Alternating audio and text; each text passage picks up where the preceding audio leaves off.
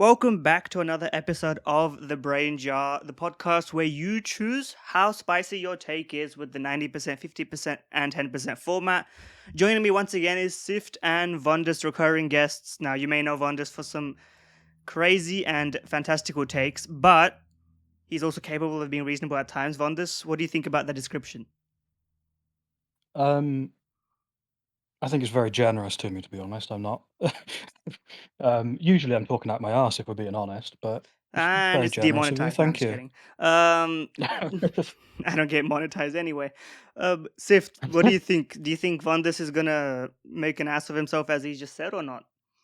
I don't think he's going to make an ass of himself, but I think he's going to come up with some interesting takes. Yeah, It's, he first of all, brings the it's so freshest needlessly opinions. spiteful.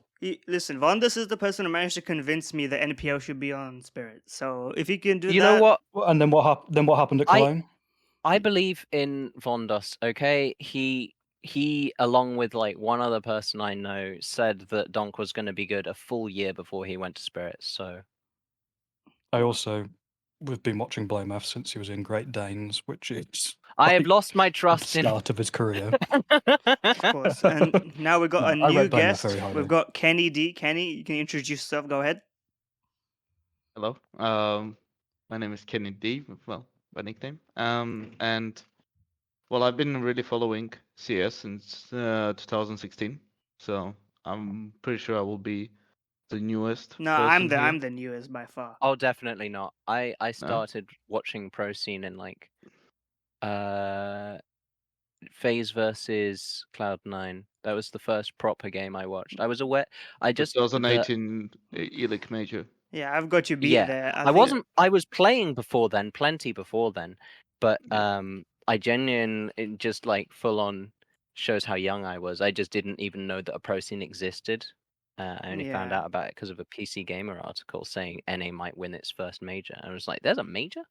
Yeah, I played before Yeah. I watched as well, On but like I started watching and like I think the first tournament I remember watching was the Mouse run at EPL 2019, which was a great tournament to start watching. But if you It's- want to go on technicalities, I watched some random tournament in 2017 before I knew what CS really was, but that doesn't really count. yeah, I came from because initially I used to play League and do some analyst work for League of Legends team back in like 2014, 15. You're in And then recovery. as time progressed, I more got into watching CS, and then I enjoyed watching it and analyzing the games. And I'm still currently mostly as a viewer, not in any ways actively participating in any tournaments, stuff like that.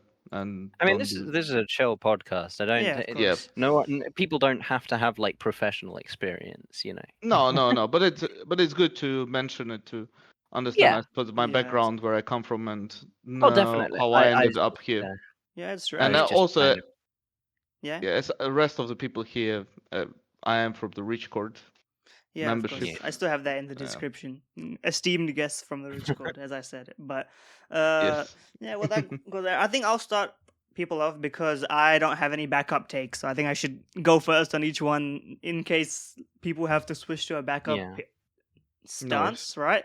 So my first 90% take, and I've gone kind of top-down, broad view, looking forward as is kind of the theme. Everybody just wants to look forward. We want to be done with this year and go on to the circuits in the future, right? And I think that ESL will have to more than 2x the IEM prize pools going into 2025 and onwards. Now, God damn. as we already know, just for reference, it's currently, I think, 250k US dollars prize pool for one like IEM, Dallas, Sydney, whatever. It's been the same for a while now. And as everybody knows, Valve ranking is and continues to be the only ranking that matters for invites, the only ranking that's actually allowed to be used if you have any reasonably sized tournament. And as everyone knows, prize money is a major factor in the ranking points. There's a lot more and is probably going to change in the coming years. But of course, you can check the formula yourself, which people still don't know how to do, but that's fine.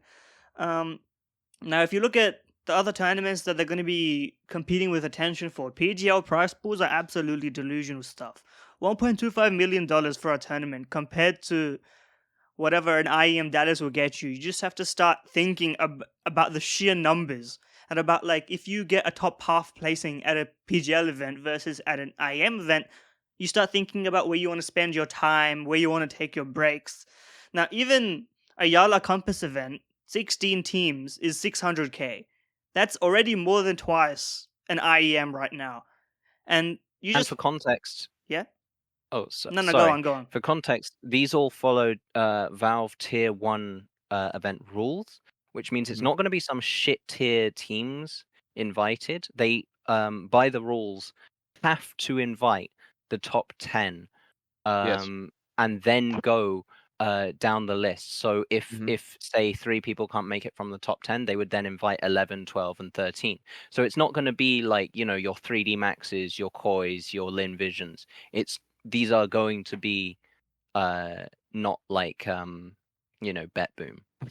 Yeah, Sorry, I exactly. didn't mean to No, interrupt. that was actually Well, perfectly relevant to what. it Yeah, will go be on. tier 1 teams, but I think it always comes down to the scheduling of the teams. Also, I think Yeah, with the way, for example, Blast is trying to initiate their ways of invitation of teams and how insensitive they provide for the tournaments Yeah. to be But I attended think that in a row. comes down to backpackbrain's point in that they're going to be invited to both ESL and PGL. If Yes. one of them has literally a 5x multiplier on the prize pool, think which one they're going to, especially if it's the teams which are like top 10 but like not necessarily guaranteed to get you know, top 4 finish. Even the top 8 is going to get like possibly a higher prize pool than if you came like top 4 in IM Dallas this year. yeah, exactly. One other thing, Um, I'm not sure if they've released the prize pool distribution of a PGL tournament with that much prize pool. I'm not sure how they would do it. I Well, would it's assume it's always similar to how we know it to it's be. usually half goes to number 1 and then it's half for each tier down generally. Yeah, and I think based on that. So I wish yeah, go on. I wish there was more top heavy because, like, I feel like you get prize money for just turning up and coming rock bottom like EG used to do. Shout out EG. Yeah, I feel like if you get if prize money is weighed so heavily in the rankings, the prize pool should be more top heavy towards playoffs teams. I think significantly more so. yeah, but I think Because but that would that also does run the risk of like, what do you call So it? it's on HLTV, PGL Astana. It is actually more weighted, a lot more weighted. They already released it. 425,000 to first place, 150,000 for second place, Okay. 125,000 to Well, I third to think fourth, and then what's like half what's the last place get? Does they get anything or is it 12,500 for okay? 16th, And the what's 15th. it? Let me might as well check this right now.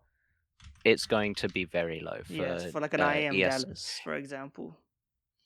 If I see, Well, IM it's Dallas total 4,000. prize pool is 200k. Yeah, 4,000 for a Yeah. last place at Dallas, and you said last place at a PGL was what? 12,500. Yeah, So exactly. literally triple, Yeah. over triple.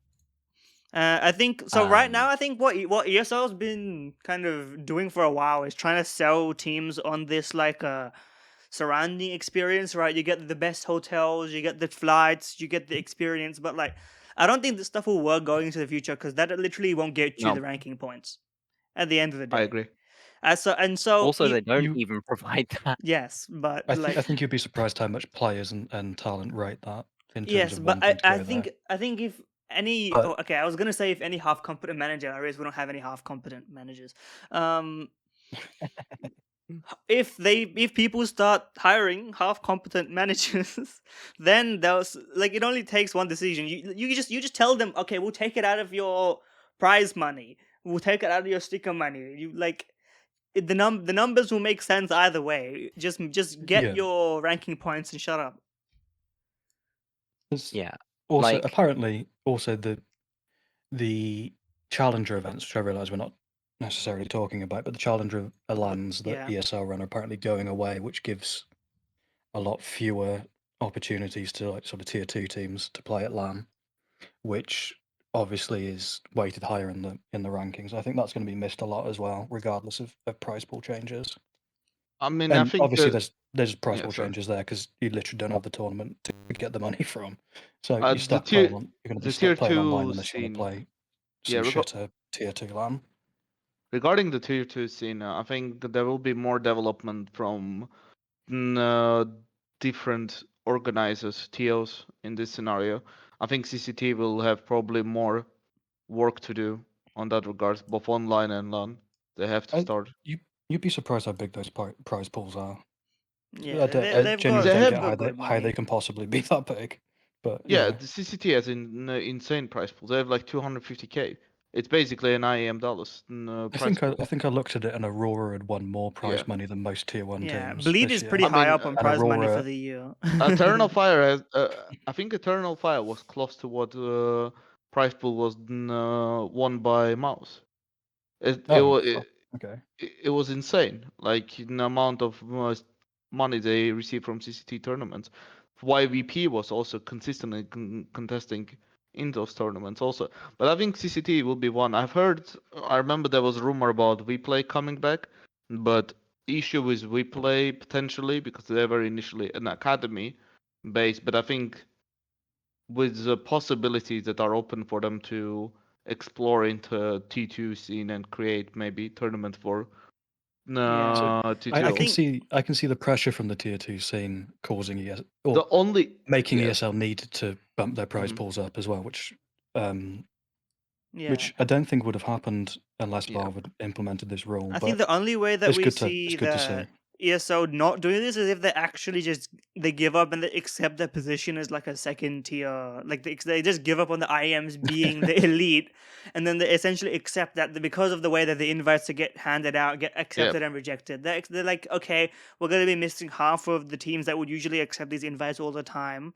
and then Just prioritize. try and like They just repackage need- it and be like, oh, but we're gonna get the up and coming teams. So then we'll give you a nice show, and it'll be fine either way. Like like there is a small chance that they don't get like the yes from whoever up top who's like, okay, you're not getting any more prize money. Just sell it somehow. There's a small chance that happens, but I just think it doesn't make sense to be like, oh, we're IEM, we got the Inter Grand Slam, but like the prize pool is a fifth.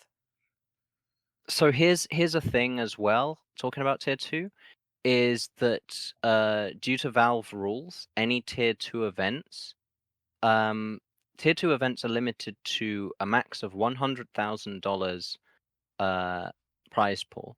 But additionally, each tournament organizer can spend a maximum of, I believe, $250,000 per year on tier 2 events. Yeah, so that's going to factor in there. So they're only allowed to effectively run 1.5 tournaments, 2.5, sorry. Or you could just segment smaller ones. Well, no, because they can have lower prize pools. It's a maximum of 100,000. Yeah, but to get the teams, you're gonna have to put as much prize money in as you possibly can, I would assume. Yeah. Well, there's. You just gotta focus. You're thinking of the CCTs, but there's a lot of tier 2 No, I'm thinking events about all out of them. there which are like closer to tier 3, let's say, and they have prize pools of like 10,000. But it might not misunderstand you, but do you not choose the starting point for the cutoff even if you're hosting an event at that point, like from where and from when you want to do the invites? Like I don't know if do you always have to invite from first ranking downwards, or can you, like I remember an example being depends like, if it's a ranked event or if it's an unranked event. Let me get the specific wording. Ranked events, I have the rules in front of me actually for my later point. Yeah. So rules for ranked events, you can only invite rosters 9 or lower for tier 2 events. So technically, according to Valve, only teams ranked 1 to 8 are tier 1. Which honestly, with the current scene, is that's a ridiculous distinction to be. I don't know why Valve would pick it. No, because top 8 is at the major, right? Top 8. Yeah. Is it? Oh, okay. Yeah, well, if you got top 8, you're in the major playoffs. I could see like it's straight to line. me, that's a stupid system, but I can see. Well, they need to make a system, right? That's how they work. Then yeah, the system. I don't know why not. Yeah, I mean top 10 would make more sense. Yeah, but it's also harder to Well, divide. As a Like, tier 1. 8 is a lot more easy for brackets because 8, Yes. 4, 2, Yeah. and yeah, then exactly. So but 10 goes to 10, 5, and then that's kind of fucky. And they definitely can't do top 16 because that's not tier 1 at that point. No, at that point, no. So, yeah, tier 2 events. Licensee can choose whether the eligibility of rosters for participation should be based on direct VRS invites, open qualifiers, or a combination of both. If licensee decides to directly invite, qualifying rank must be no better than 9. They can also have wildcard events. A Which tournament for just the team. sorry? Never mind. It was terrible joke. Terrible joke. We'll it's move a on. wild card. Yes, I. Oh right, yes, the Yes. team. Sorry, I have Which a near encyclopedic knowledge of Counter-Strike teams, so yeah. Yeah. probably a bit too quick on that one. Should I link Amaranth's OnlyFans in the description? Or What? Oh my No. god, no! I didn't realize the implication of knowing that team until just now. So wildcard event, yeah. But effectively, I might buy one of their beers. Yeah. God. Just leave that one there. yeah, Yeah, Finish. leave that let the hanging joke in there. ferment. You know, Yeah, Fucking hell! I was. that's good. That's good. It's a Getting good a bit one. The joke was zesty. there, Getting a but I bit thought I was zesty. above that. Anyway, so yes. The So one thing I didn't effectively, even yeah. realize is that you can, when you hold a tier 1 event, you can actually invite winners of the tier 2 events. I didn't even realize that. Yeah. Right. Yeah, that helps out. Which I think that helps out less than you think, because if Yeah, you, they're not going to use it very much. I follow tier 2 quite closely, like, But and you would be it lets them surprised have at the like teams that storyline don't options, win. maybe. That's like It the does, most it does, the but most you- it can offer. Yeah. Typically, the best teams in tier 2, especially online tournaments, don't win. And Like, No. also, I think, so that's the thing. They can only be invited from wildcard tier 2 events, which you can run a wildcard once every 3 tier 1 events. So the wildcards are specific ones where so at least tier 2 teams would know which ones would give them a chance of qualifying for a tier 1 event. So they go, oh, this is a wildcard event. This one gets me a chance to be invited for tier 1, PGL, Krakow, or whatever. Yeah. shy type PGL. Yeah. Random one, like, I don't know, fucking Star Ladder. But the point Bring being back that Sivo. Anyway, sorry. yeah, so yeah, I think the Valve rules are going to have a really Wait. good So just impact on the so we don't get scene. too sidetracked, do you have a point related to all this stuff later? Not it's semi-related. kind of do. It's related to ESL. Okay. Well, Okay. if because With I my know point, I think I we'll wouldn't cover. want to exhaust all of it now, and then we go later, and then we'll Yeah. already talk. You're about not. With- It's completely With different. one of my things future from points ESL. and SIFs combined, I think we'll cover it. it. Yeah. Okay. But just to Yeah. circle back to the actual point, I think 90% for more than 2xing the IM prize pools from next year onwards. What do you think? Fair? I think it's I a bit think- high, but I think it is. I mean, I double think it's very likely. Dallas I is think it's only very likely. 400k. Well, it's You 500k, need an right? increase. I believe it's only 200k. For an IM Dallas and all the IMs are 250. No. Let me check. Oh yeah, I've just had a look on Yeah, HLTV. 250, They haven't announced 250. the prize pools either, have they? 50. Yeah, don't speak more on that because I'm just about. he's getting okay. out the receipts on that one. Yeah. Okay. Oh, you think they're not gonna do it, or you think they're gonna increase it just by less? I think ESL aren't. I think they won't be put in a position immediately to do it, but I think maybe towards the end of next year they will be, just because of the fact that they are very much leading the market and sort of dominating tier 1 Counter-Strike tournaments. They in also terms of have just money how to many do they it. run. Yeah, it's true. So they've effectively said they can effectively do what they want, but I think I think it will take some time, but I think they will up their prize pools. Yeah, I agree. Okay, yeah, that's fair. All right, I think that's gonna cover this much point. I think we'll let Kenny go next because he's our first time guest. What's your 90% point? Give it to us.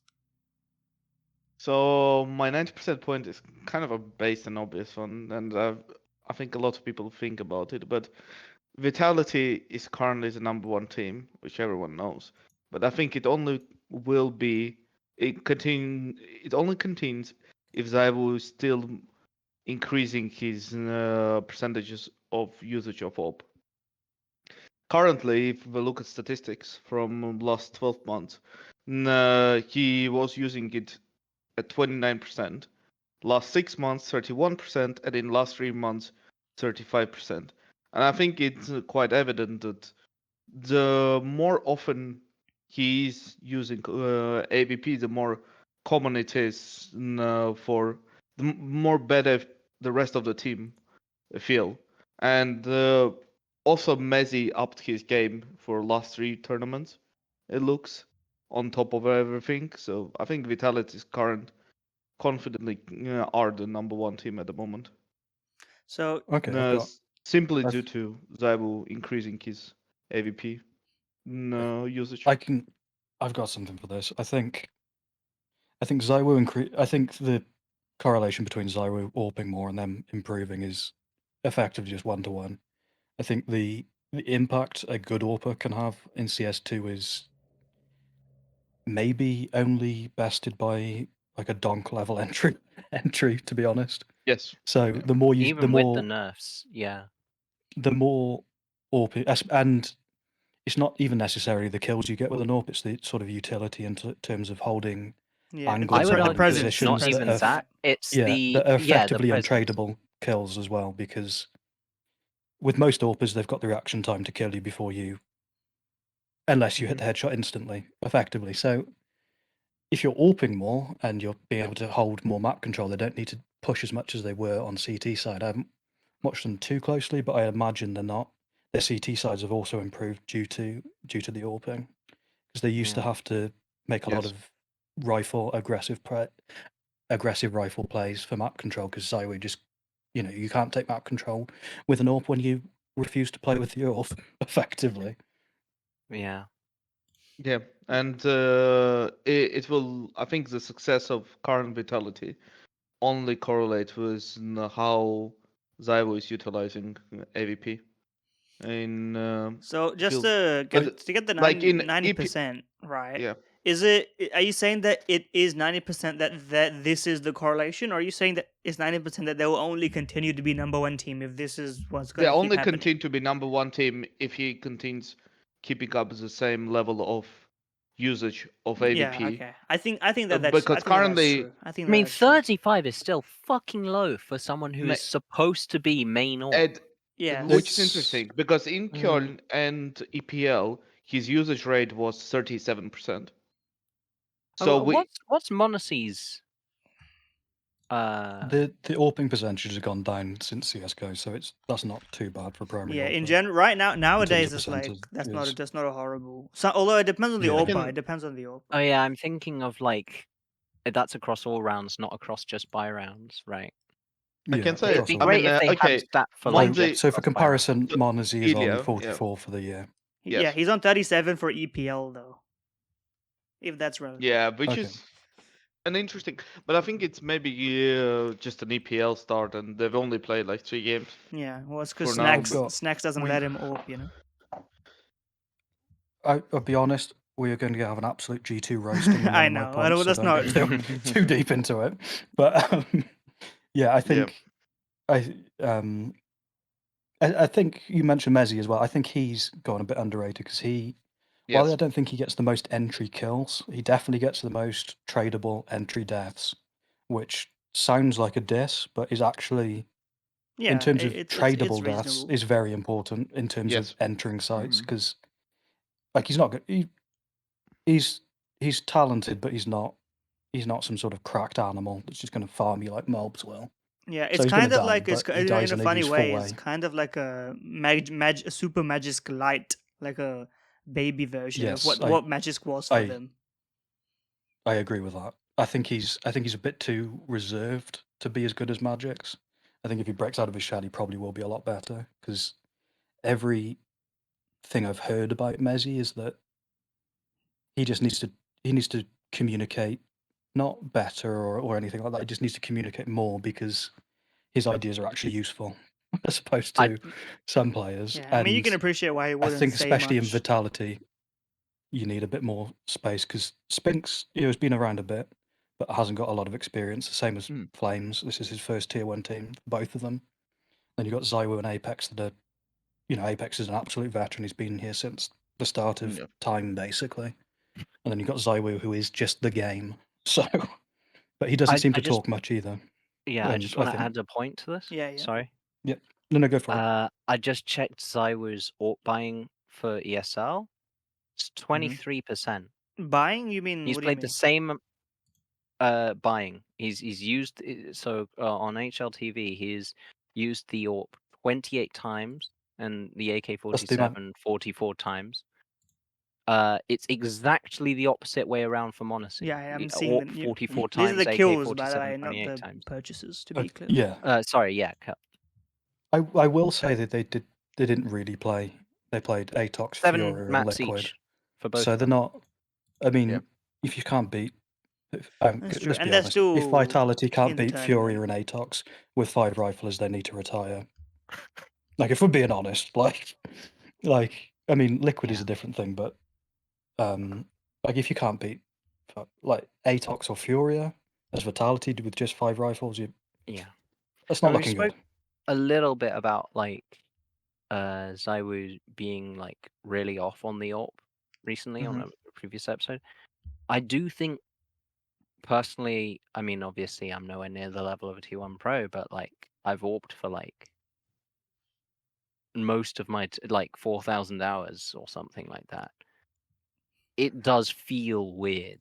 Like there are definitely shots which you would hit in CS:GO that you just I feel like there's a wrong value somewhere for like maybe counter strafing or something there, like some hidden I just think change. it's a difference. It's the same. Like everything is everything does feel like ever so slightly different, and I think that's just like true. Like rifling I think feels a little bit No, but different. I genuinely think that because that like somewhere I'm not one of those people who's like, oh yeah, the game's just worse. Like CS goes much cleaner. Like the rifling is super clean in CS2, but the AWPing just something is off about it, and it does make me wonder if like there's just been a value which has been transferred over from CS:GO, but like because of the new system, it the new physics like make it work slightly differently, something to do with the counter strafing or like the speed or something like that. Because there's been it's not that Subtick is just effectively making your movement more responsive and true to what you're doing, and then it's no, just because I've tried it in out terms of counter strafing, offline. there's natural human error. It's not that, is it? Just out of No, curiosity. but even if it's offline, I you mean, will still be on it's subtick. So again, this is a pure gut feeling. So like, the I best don't kind of want to feeling say for this is CS2 what's analysis. happening. Yeah. I don't want to say this base is my what's entire happening. But it's I'm always hesitant to say these sorts of things because I don't want to come across as one of these I people get who's it. just like, oh, It's blah blah true, blah. but But I've written down that I hate you now that you've said that. yeah, So of course. it's over. But over completely. But yeah, like I mean, it could be due to like FPS being lower, but I don't feel like that's the case because it's like I've done testing purposely limiting my actually you can only limit FPS in the settings down to 64, and I wonder if that is due to the subtick system. Well, it's because people were what do you call it, limiting it lower and b hopping perfectly low. Yeah, but it's that's been a thing specifically since 64, CS:GO, not though. 60. Well, I mean, Yeah, but in the settings. It just makes it's sense. 64 tick though, but it's also got Yeah, subtick. yeah, that's what I'm thinking. servers. It's Okay. I imagine it's due to that. Yeah, I mean, there's like 1,000 Yeah. things that we don't know about that we're talking about at the same time, right? But Like, yeah, I've I- purposefully tried I think with the like much hit lower reg is a FPS. bit off as well, which hurts. I which don't is know. bound to hurt AWPing a bit more than anything else. I think it's due. I remember when they were going through the beta because I played through the beta like 3-4 months before it came out.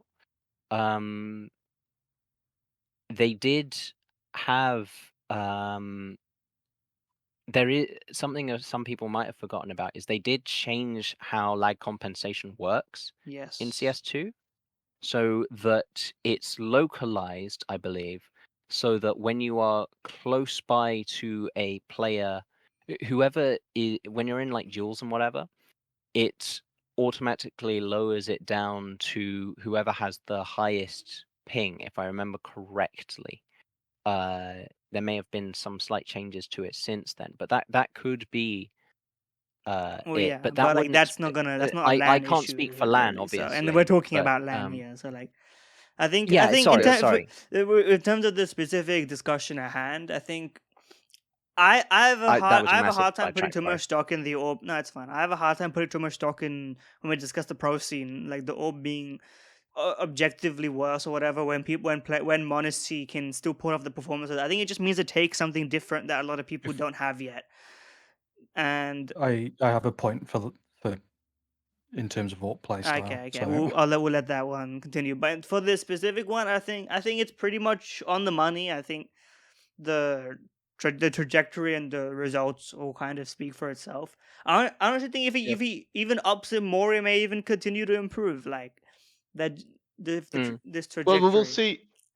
Yeah, we will see how Vitality really perform in finish this APL, but it looks. I'm pretty confident they can do well, and then the next tournament is, I think, Blast. Is it? Yeah, in a week. Yeah. Or IEM Rio, one of the Blast two, I is think. before that, I think. I'm not sure. Yeah, Blast is the next one because that's the next. That's So I think next couple of tournaments will also showcase if his usage drops at any point and how that affects Vitality also. I mean, it's only one obviously aspect of Vitality's game, but it's still kind of interesting to just follow his usage rate because everyone knows that ZywOo is one of those people who doesn't really enjoy playing AWP and prefers to be I on thought you were rifles just going more. to stop there. He doesn't really enjoy playing. To be fair, he doesn't seem like he enjoys playing. Well, Honestly, I think I don't know. Maybe it's not. It's like the serenity of the game type thing. It's not about enjoying it. He is, he just is. No, I think he's similar to Device in a way that if he doesn't feel the gun, he just doesn't want to pick it up, and he just wants Well, to yeah, focus but on he was the like that. rifle. Even he was like that even in stated that CS:GO. on- That he didn't want to. Yeah. It hasn't changed throughout, I think. Yeah. But No, it's just wrong. Like your star player gotta Yeah, you take gotta do your job. the best gun in their hands and just do it. If he's one of the guys who is capable of doing it. Yeah. I think that's true. Okay. Yeah. All right. That's my point. Yeah, Really, we'll I wrap think it up. All right. we can move on to the next one. Sif, you wanna go ahead and take us to your 90%? Right. So this is also to do with EPL. I am 90% sure that ESL will face repercussions from Valve for not complying to their rules. Now, you might not know what I'm talking about here. Some Before of I you disagree, in I'll the let you podcast might, explain. but listeners won't. So, Valve came out with their rules, their tournament operation requirements, 2 months ago, something like that. Let's see here. July 16th, 2024. And in it, they have several rules for complying with the announcement and publication of tournament information.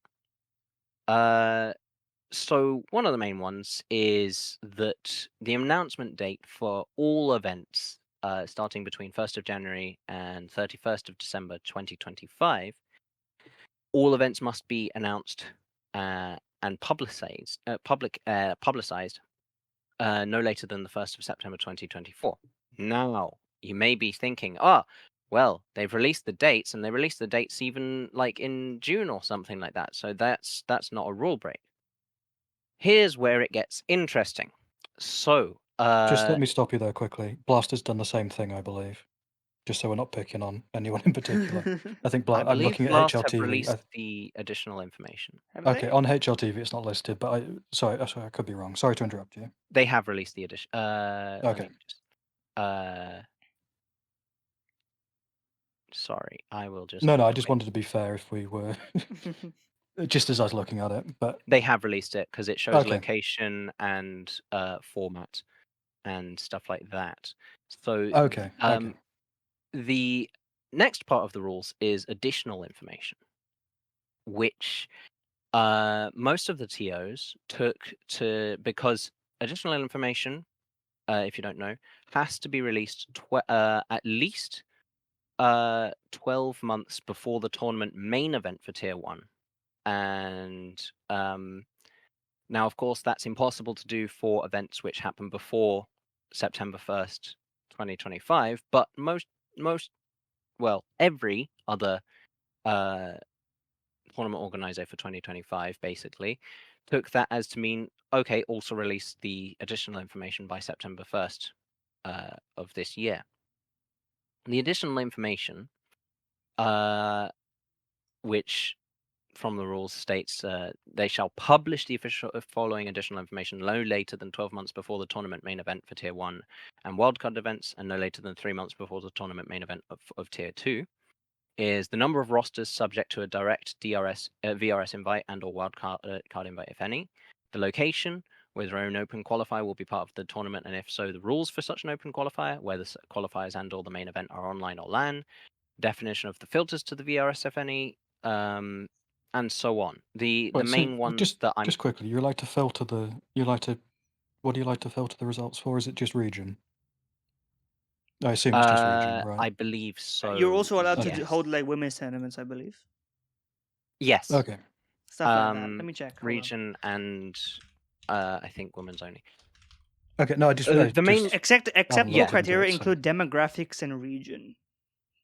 So the main ones Okay. which I am focusing on right now are the number of rosters and the location, neither of which have been posted for any ESL event happening in 2025. If you go on ESL event February 2025, they haven't even released the title. You have the dates, you don't even have the prize pool, the number of teams participating, which is another one of the rules. Yeah. The location, the prize pool, even the format. So that's seems like a pretty direct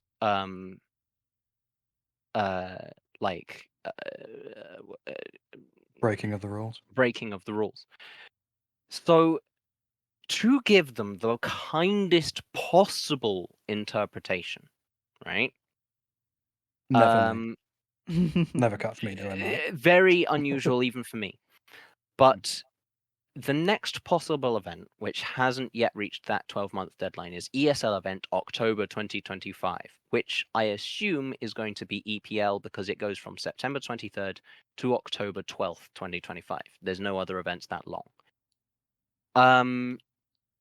The ESL does, as far as I know. So that means technically to release additional information for that event, the deadline would be either the 23rd, or because the rules do say it's before 12 months before the main event, and I'm not sure if the beginning of EPL would count as the main event or just the playoffs. The playoffs would probably be roughly 7th of October. So I guess we'll have to see if they. My only, I guess, hope is that they would release the additional information for all events before the October one at the same time as the October one, which the latest they can do that and comply with the rules would probably be, as I said, around 7th of October. If they don't do that, that is just spitting in Valve's face.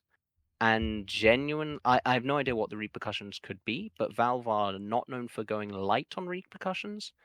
We could be looking at a year of ESL not being allowed to run Tier 1 events in 2025. Now, that's a very extreme example. Yeah, I don't think they can do that. They can, because here's another thing.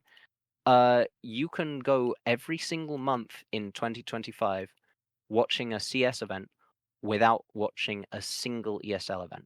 That's how good the competition is next year.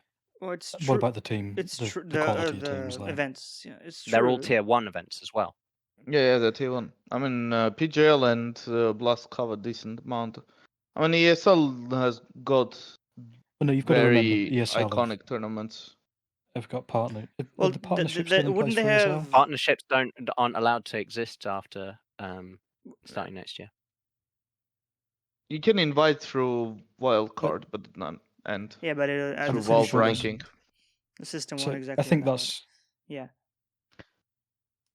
actually. I'm not going to get too deep into that because I'm not entirely sure what I'm talking about, Well, and if I I just make think myself look like an ass at the best of the, times. the way that No, I it's the way feel that I free. see it is that at least this is how I see it. I just think it won't 90%. I just think it won't be not. I think it'll be an entire a huge nothing To be fair, conversation. to be clear, I'm not saying 90% they won't be able to run tier 1 events in But you said some 2025. I said consequence, 90% they'll face repercussions. Yeah. Okay, I don't think they will, and the main reason I don't think they will is because I think that I have like fairly strong confidence based on very little, but like that ESO both ESO and Blast have been they've been part of discussions with Valve regarding like the contractual obligation, this and that, of like what the circuit would look like in the years looking forward. Was it the Paris Major where the Valve was talking with ESO and Blast? Possibly. I think it was, but I'm not sure. I'll have to double check that one. I don't know either. Sorry. I mean, let me double check. But the point of the matter is, I'm just fairly sure that there's two options, right? Either they do have the requisite information and they're withholding it, or rather, either they do have it or they don't have it. If they don't have the information, then they're screwed either way, because then they can't even. It doesn't matter if Valve have the information. No, The I'm rules saying if state they need ESL to have be the public. information.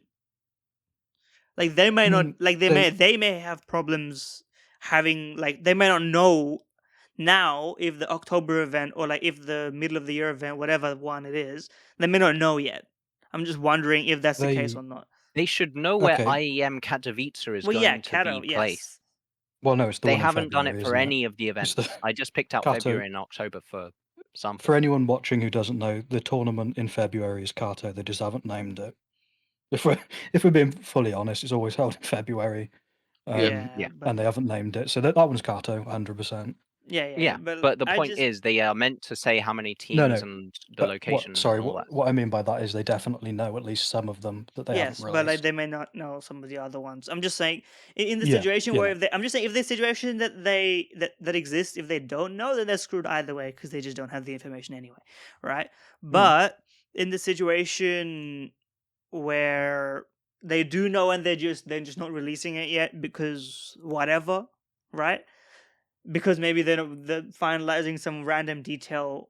I just think that they're utilizing some back route to communications with Valve.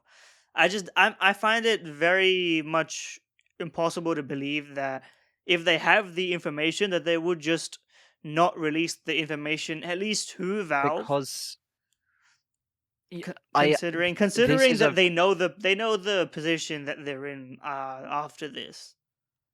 Well, I feel like this is a very kind interpretation from you. I'd like to remind you that this is the same company who actively went behind Valve's back and chose to announce something. Well, yeah, but Valve, there's no going behind Valve's back now.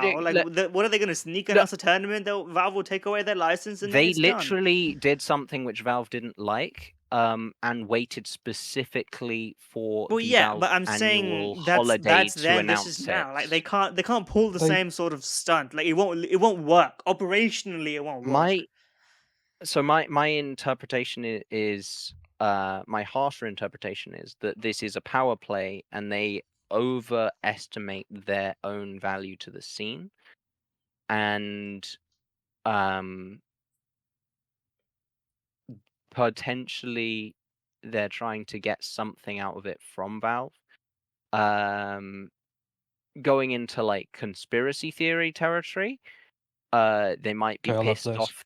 Yeah, they might be pissed off that the Esports World Cup might not be allowed to be a tier 2 event, and as I would such love that. are trying to force Valve's hand. Now that's a complete conspiracy theory. Well, I mean, so you can't. I don't please think they take can that force as a Valve's joke. hand. I don't think anyone No, can force Valve's I think it's hand. true. I heard it on a podcast. Yeah. Yeah. But my point being, never underestimate. What was the saying? Never attribute to malice Yeah, that which which can can be be attributed to yes, stupidity. that one, yes. They genuinely might just have overestimated their own importance in the scene. Like they've been all-encompassing for CS for the past almost Well, yeah, but like like 7 that's not years more. important in that sort of way. I mean, like Yeah, the last they are the last used to being ESL important major in the was scene. Rio. They just don't seem to possibly realize that Valve don't give a shit about that. Well, no, I don't think. Well, I don't think it's you're making it out as if they don't communicate. I think they do communicate. Yeah, I think there got to be Like communication I think behind the it's scenes. like I it's think, like an old perspective to be like Valve. Like nowadays, Valve is at least capable of communication with ESL and Blast because they came and they talked. They're like, when can we do this? Because you have pre-existing arrangements with like partner I league, mean, this and that, so forth. Can we?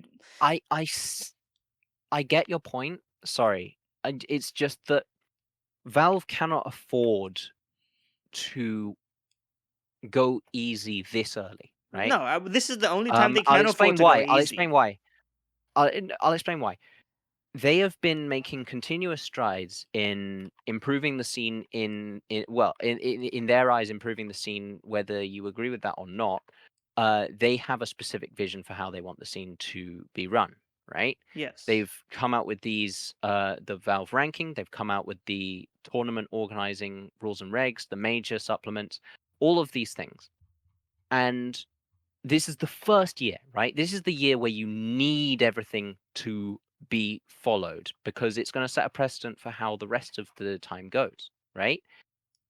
You cannot set rules like this and then give one tournament organizer special dispensation.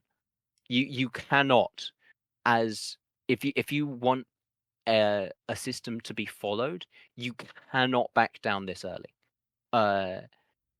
So I would be very disappointed in Valve to like if they didn't do anything. I'm not saying take ESL's license away. That would be very funny, but I'm saying they need to be fined or something tangible, because otherwise it's going to set everything off at a bad start for the changes they want to make to the I mean, scene. I don't think it'll set anything up as a. But in the first place, they made a they changed the requirements for when you need to announce things ongoing. Like it's 1st of September 2024 for tournaments in 2025, but then in 2026 it's 1st of January 2025. And then from 2027 starting tournaments onwards, it's 24 months. Like they're clearly shifting it as time goes on. I think they're clearly putting a little bit more thought into like the operational circumstances behind some of this. I'm not saying that Valve is going to be like ESL, let ESL do what they want. And I'm not saying that ESL isn't trying to game the system or find whatever advantage they can within this. I just think that the two parties are coming. They're coming to a mutual understanding of sorts behind the scenes to allow a version of events that they both agree on. I don't think that for example, I don't think ESL is gonna announce something and then Valve is gonna have to do something. I think what would have to have been done is already been done by the discussions that have already happened. That's how I feel. But I could be wrong. I just don't think that a company as large as ESL that have had discussions with Valve would then go and choose to risk a decision that would then have like backlash that they have absolutely zero control over. Like they announced the entire circuit and then Valve like applies a restriction that they don't like know, they can't foresee or understand, and then they have no counter. They just have to accept it and move on. I don't think that they would just allow for that, but I could be wrong. Like they could have already accepted concessions to begin with. That's But possible. the point is, Yeah, I the mean, I could concessions see that need happening to as be well. public, Well, I don't know if right? it would I ever agree They with you can't. there as It's well. not about it's not just about whether they get repercussions for it. It needs to be. It's the same thing as with the with ESIC. The repercussions need to be made visible to the public so that the public has trust in the system. Unfortunately, the repercussions have been public for ESIC, and that's why no one trusts them, because they're just Well, bloody the hell. it Have you thing with spoken ESIC to a is that lawyer, they've have you, that one. lads? yeah, the problem with ESIC is that they've gone back on what they've said, right? If they just stuck with what they said, then there wouldn't be as many issues. But the point being, if you are going to have rules, which if you have rules, those rules logically can be broken. If the rules are then broken, it needs to be seen that there are consequences for those things. That you can't just, speak to them behind the scenes and say, "Oh, mate, don't do that. We'll fine you 50K or whatever." You've got to fucking do something, because otherwise there's no point in Yeah, the I rules. think the most you get is like one statement by either ESO or Valve. One of them will probably say something, and then it'll be like vague. It'll basically just probably say like, "Oh, this was allowed to happen," and they will never hear anything about it. And then going forwards, everyone will keep following the rules as set out. That's what I expect. But anyway, I just don't think 90. I just don't think 90. I think 90 is way too high. All things considered, that's just what I feel.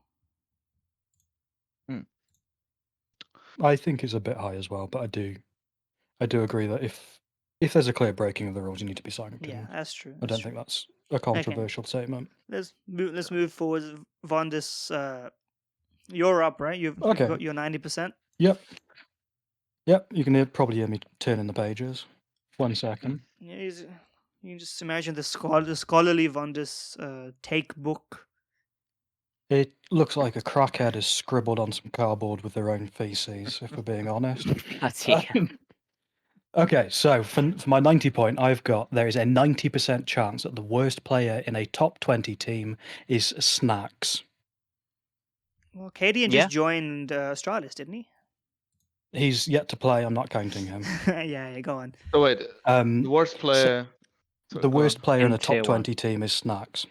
Oh, no, not tier 1, top 20 team. So which ranking? I've looked this morning. Thank Christ the rankings haven't changed, and FlyQuest haven't somehow made top 20, or else that would have ruined it. But I mean, Valve ranking or HLTV? HLTV. So. Oh, you bastard!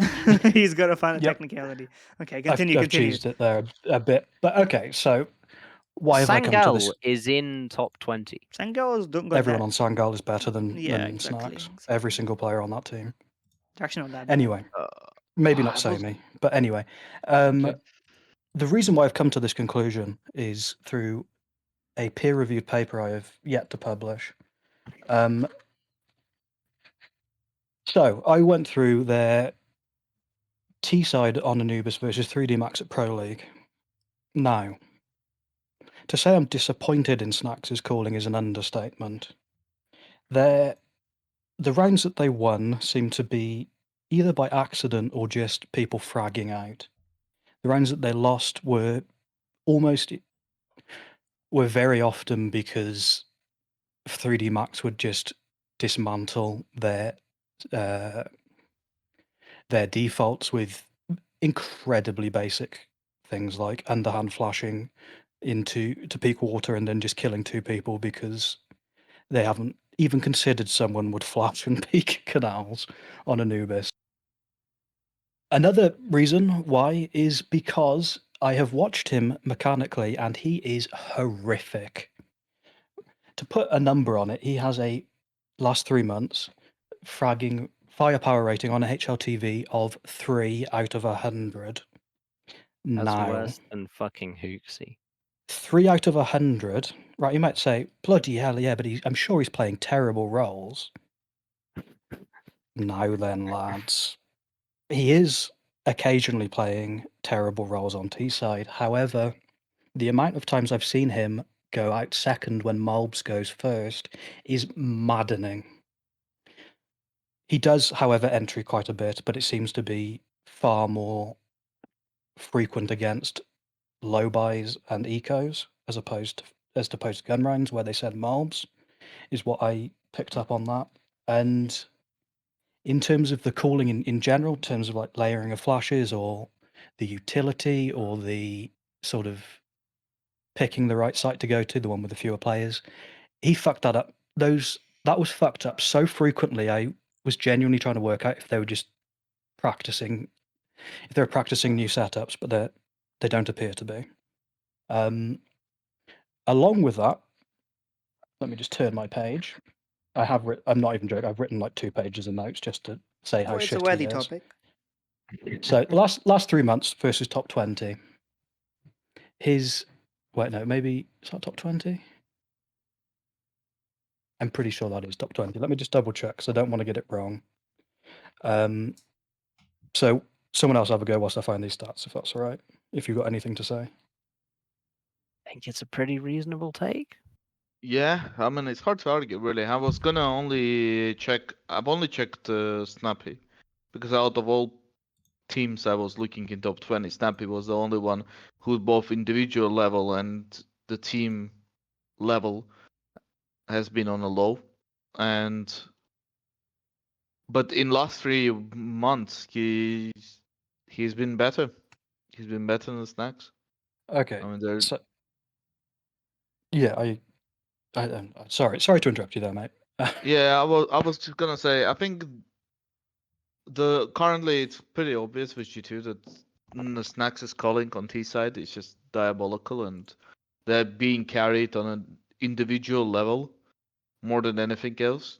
And his impact with rifling and hasn't been good.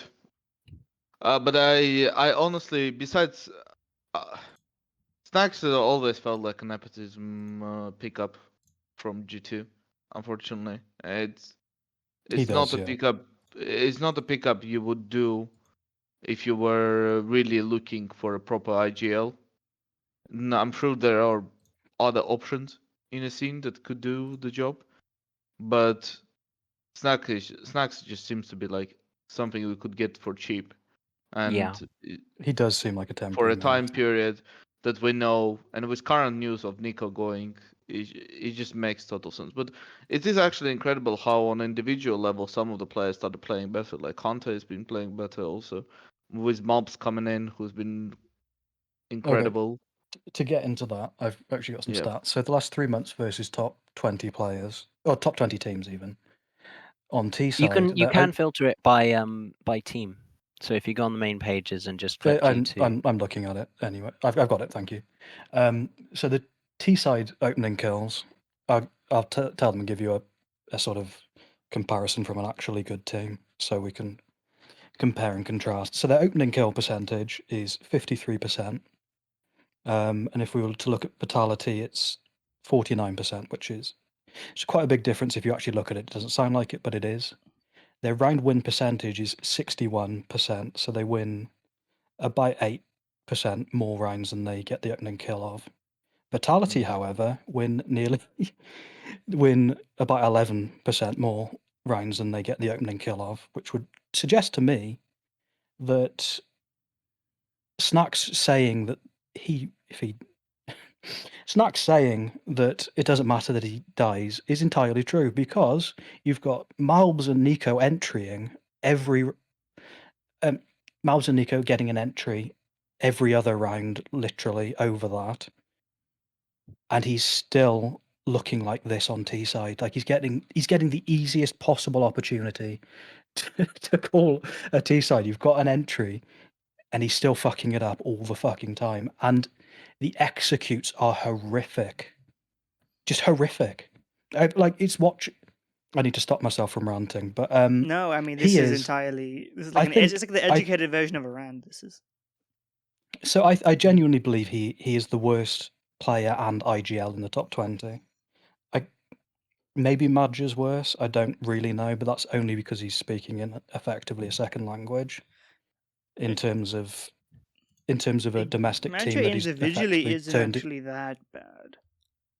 Yeah, no, individually he's a lot better, but in terms of strategies, Yeah, is well, I what mean, if we're talking But anyway, strategies as well, then we have to complicate the matters. Yeah. but- Yeah, I mean, we're not But- talking about only individual level of the player, but also how he affects the team Yeah, on I mean, both T if and you CT but if you're side. extending And it to then, beyond just individual player, you can probably go beyond top 20, even if I have to be honest. Like, yeah, I was going to say I'm- top 25, but unfortunately, well, Ninjas no, in hold- Pajamas is there. no, okay. Well, who? Okay, who? So- To be fair, they.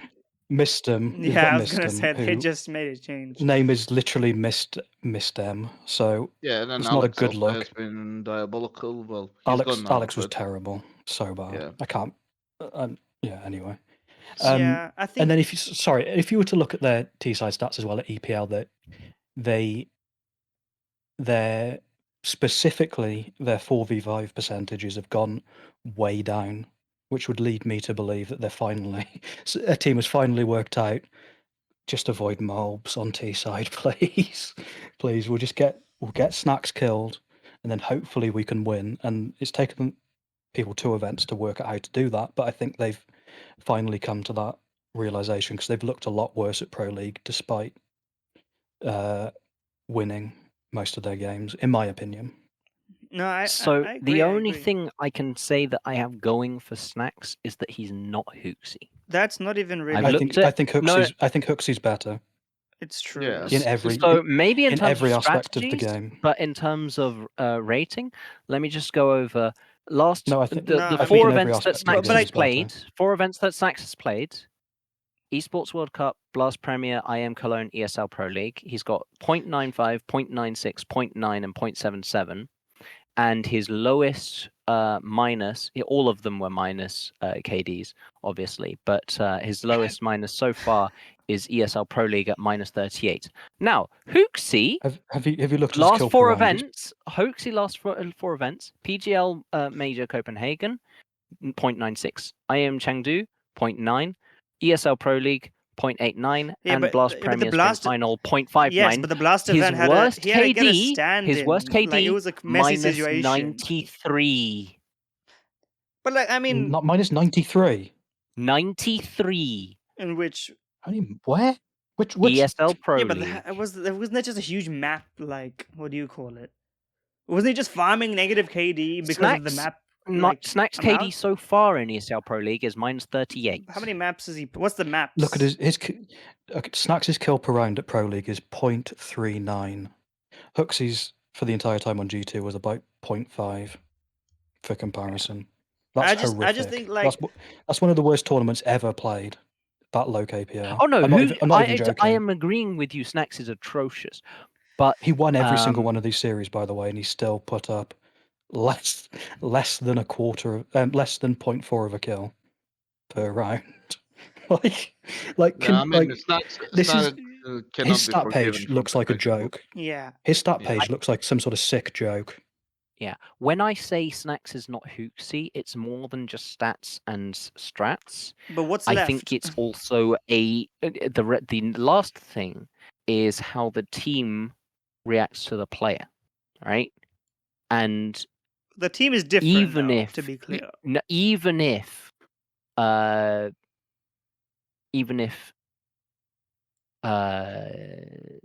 Hooksy had better stats the past few events, I think they would have kicked him anyway, because I think they were genuinely just fucking fed up with him. Well, I it was believe just that it too. was the wrong time I to believe get that fed up, too. in my opinion. But I mean, we So- could be cyclical about who My G2 my Hooksy only takes. issue is in with Hooksy part is like, especially this year, he had dead body of Nexa basically, and, that was pulling this whole team down, whereas Nax has got prime mobs and killing everyone in front of him. So it's just different. That one change is huge. You give mobs to Hooksy, his stats would be better also. That's what I think. I agree. I think people haven't called up how good Malms is. He's one of the best rifling talents I have seen since I've watching CS, and I've been watching CS since late 2014. I'm going to hold off on my opinion on Malves, because I'm hearing a lot of the same things that I heard about Yekindar when he first hit the scene. Oh, But that he's was so that good. was He's great with Yekenda's the best entries, success was blah blah also blah blah blah online, though, blah. no? And then he got figured out.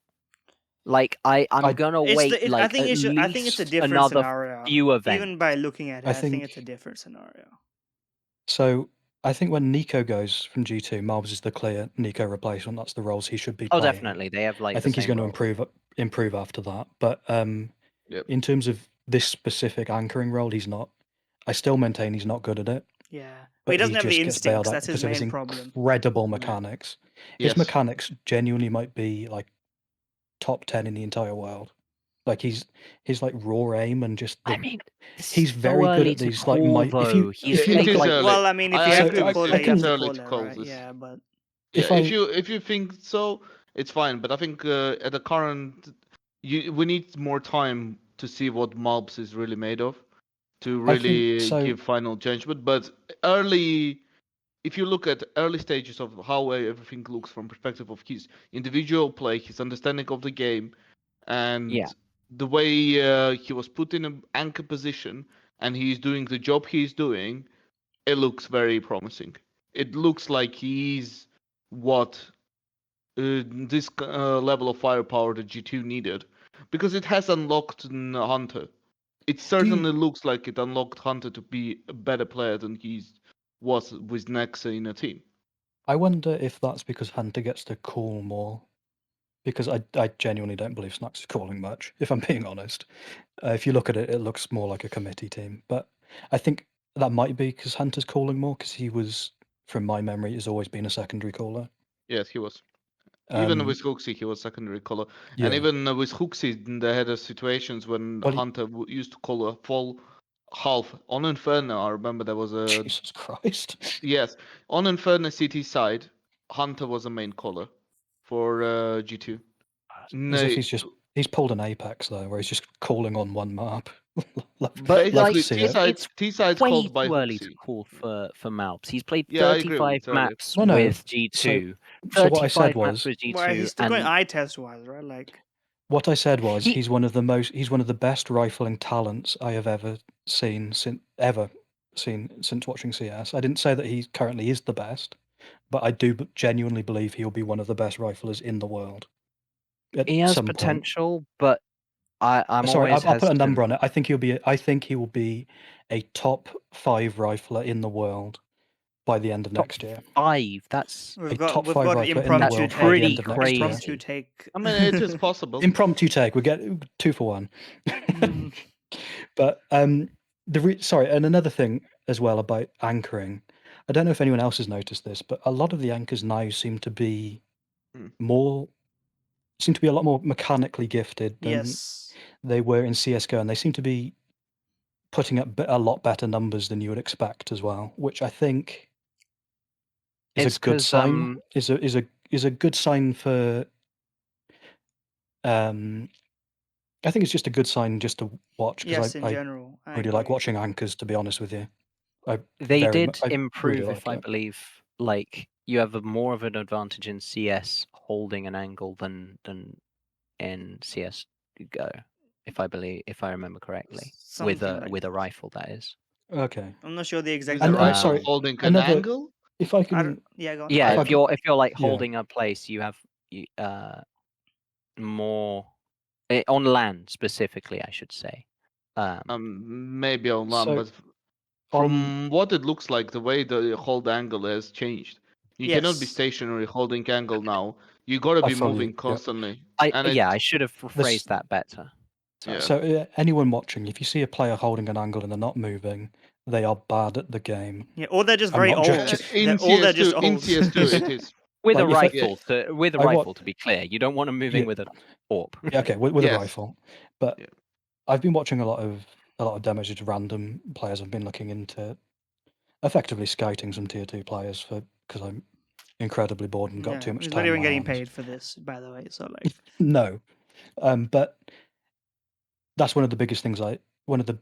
If I see a player hold an angle and they're not moving, and in terms of a rifler, I don't have a lot of hope in that player. And that's one of Mobs' strengths, is his, not even just his movement, but when he takes a fight, he'll do micro sort of moving left or right or back a bit, and he'll throw off the aim of the player Yeah. fighting him, and that Yeah, we're gives getting him to the everybody's just such a incorporating donk slides, you know. Donk no, slide, yeah. no. I It's know not it's a a dunk different thing. slide. I know, but It's kind of like a. It's hard to. He kind of like spams shift a bit, and then it's not a donk slide. It sounds like a donk yeah, slide, yeah, but I I know. promise it isn't. It's like He moves up and down instead of like left yeah, and the right. small Yeah. If that makes adjustments. sense. Yes. But Yeah, and he's That's a and he's crazy thought. particularly good at throwing Imagine. off crosshair placement. He will like jiggle an angle from like a weird jiggle an angle weirdly, throw off their crosshair placement, Yeah, and then just peek it normally and just bang their lips out. Just Imagine how so ridiculous CS would be if it had the Quake style. I believe it was Quake style of instantly being able to crouch and uncrouch without the because if you do that a the few slow times in delay, yes. CS, wasn't it that slows called down. Russian? Wasn't that called Russian stepping in CS:GO? CS Source or CS 1.6? One of them. I don't remember, but like God, with the kind of higher because I do think CS2 is a lot more of a I don't know, ADHD style of gaming. It's faster than it's faster than CS:GO was, I'd say, in terms of moving around and stuff. You're encouraged to move around more. Yeah. Yes. I've noticed it a lot. That's actually one of my later points, but Oh, so I sorry. won't go too. No, don't worry. I won't go too deep into it. But I've noticed that sort of the better players in tier 2 now are the ones that are just really are very aggressive, which Yeah. you usually wouldn't see in CS:GO because you get punished a lot more. And I think in CS2, the Peeker's advantage just allows you to be just a more active player. Yeah. I think it makes games it's true. better also in a way. Well, it's No, great because for entertainment, like stadium games as well. Like, I mean, like part Yeah. of that, I will say, I do still think the scene is really weak. I Yes. think that we are seeing a recurrence of early CS:GO where, you would see, not exactly in the same way, but like in CS:GO, you would see people rushing out Mirage with like a flash. I do think that with the way current strats are like super unfinished in CS2 and team play's taken a massive hit since the pandemic, yeah. that hyper aggressive I've got- gameplay is super Yeah. Okay. rewarded. We'll keep some of this stuff We're for getting into my later 50 at the takes. moment. But Sorry. yeah, I think No, pretty much everybody you'll have a unanimously chance to talk about we've it. got good confidence in the 90% Snax top 20 bad. I mean, yes, yeah, simple yet agree. true. Yeah. I think I love that most of my points are just purposely incendiary to some bad IGLs. That's I the right way pulled to out do it. Chopper last time. Of course. Okay, I'll move on to we're on my 50% now, right? So Yeah. now I'm back on brand and back on team spirit, and I think there's a 50% chance that they make at least one roster change after the major. Now, I think Donkey Shiro, we talk about them at length, kind of the inverse Nico Monacy from back then, or I guess depends on how you want to frame it. But if people were satisfied with how good G2 were and they wanted even better and wanted more upgrades, of course you would look at Team Spirit and you would say, well, players like Donk and then also player like Shiro should get upgrades and should have a truly elite team that dominates, right? Now, we had that interview, I think it was either Chopper or Halle. I think Chopper said like no changes until the major, and I do believe that because I mean a team that did win Kato in that form, I think they also are hoping to rekindle that spirit, to rebottle that, like, well, joke not intended, but like that they find whatever secret formula, aka Donk 1.7 rating. But I mean, I think not only because Spirit, they do by the- have yeah. By the way, Spirit do have an academy. Yes, I was about to ready. mention, not only because they do have academy talents and the name that I've been hearing a lot, which I don't think is a role fit. I'm sure Vondus will have more insight on this, but the Kyosuke player, I don't think he fits a role for the players you want to replace. But I mean, I'm sure they'll find a way to make something work if they want to make him join, right? But I think in terms of Spirit Academy, just quickly, in terms of Spirit Academy, Kyosuke is just being in the donk roles. Yeah, exactly. So I don't think, but I mean, they can do a Malbs on him, and I think I've actually watched. I've only watched one demo of his, but and a few games, but I think his crosshair placement is actually really. It reminds me of how Rops does. It's not as good as Prome Rops, but Prime Rops would used to line it up through walls, and Kaisuke can do the same thing. Right, through Just walls. perfect crosshair placement. Which is actually And kind of a contrast to Donk, because Donk's crosshair placement isn't actually. I mean, it's good, but it's Yeah, not when you're like watching it, it's not the godlike. first thing. Wasn't there a really funny Reddit post His about that?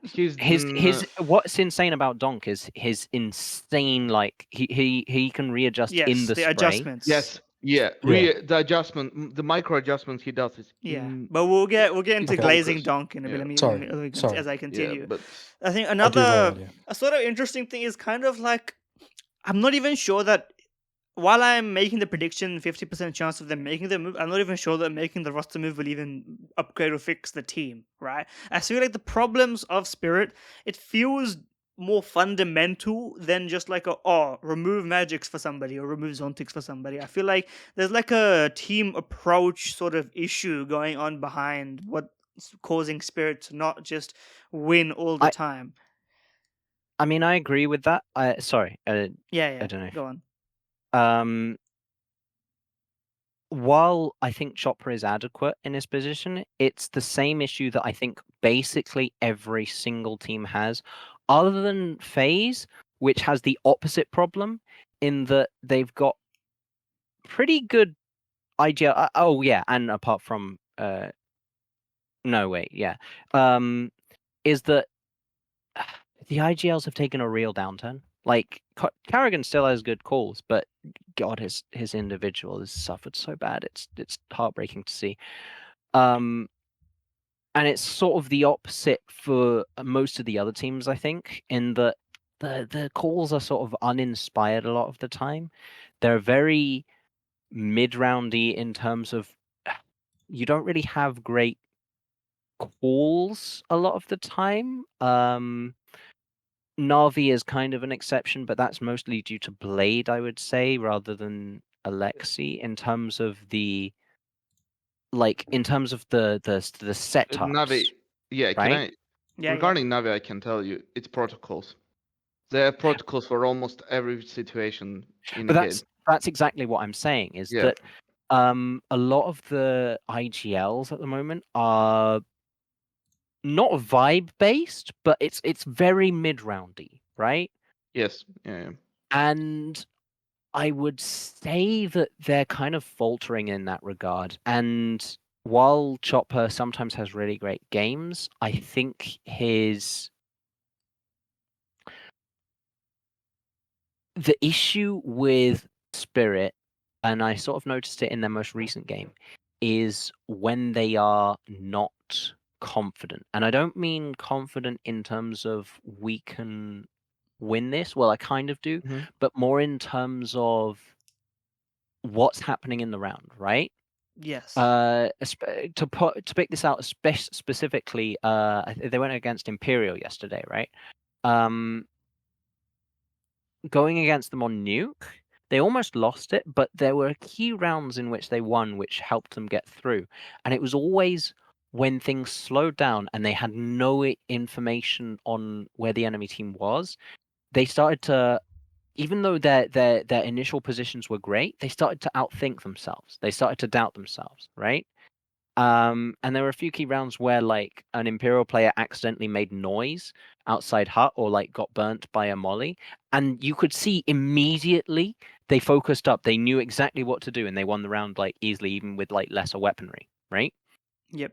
I think that the big talking point in Katowice about Donk was how can he handle the pressure, and like he constantly, they were constantly talking about like, oh, he doesn't even recognize like, you know, his online presence or whatever, right?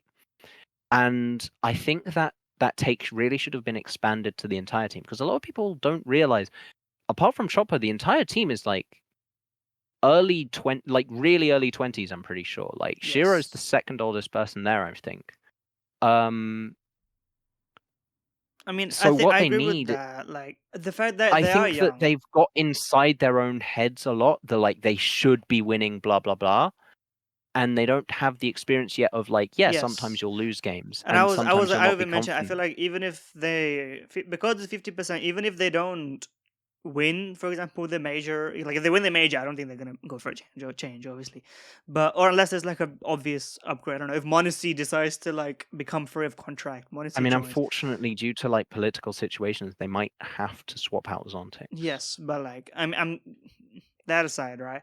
But I think what they might, what I can predictably go for, what I'm not counting as a roster change, is they might go for something like what Matt Mowers tried to do and failed to do with getting Zipniks and like trying to go for like get some old experienced assistant coach to like inject them with aura, like I don't know. Yeah, They get the crowd speakers, not even crowd speakers. They don't even. That's not that specific problem. They got bigger fish to fry, but like some sort of change like that outside of like every core team 5 needs and a coach. Carrigan, basically.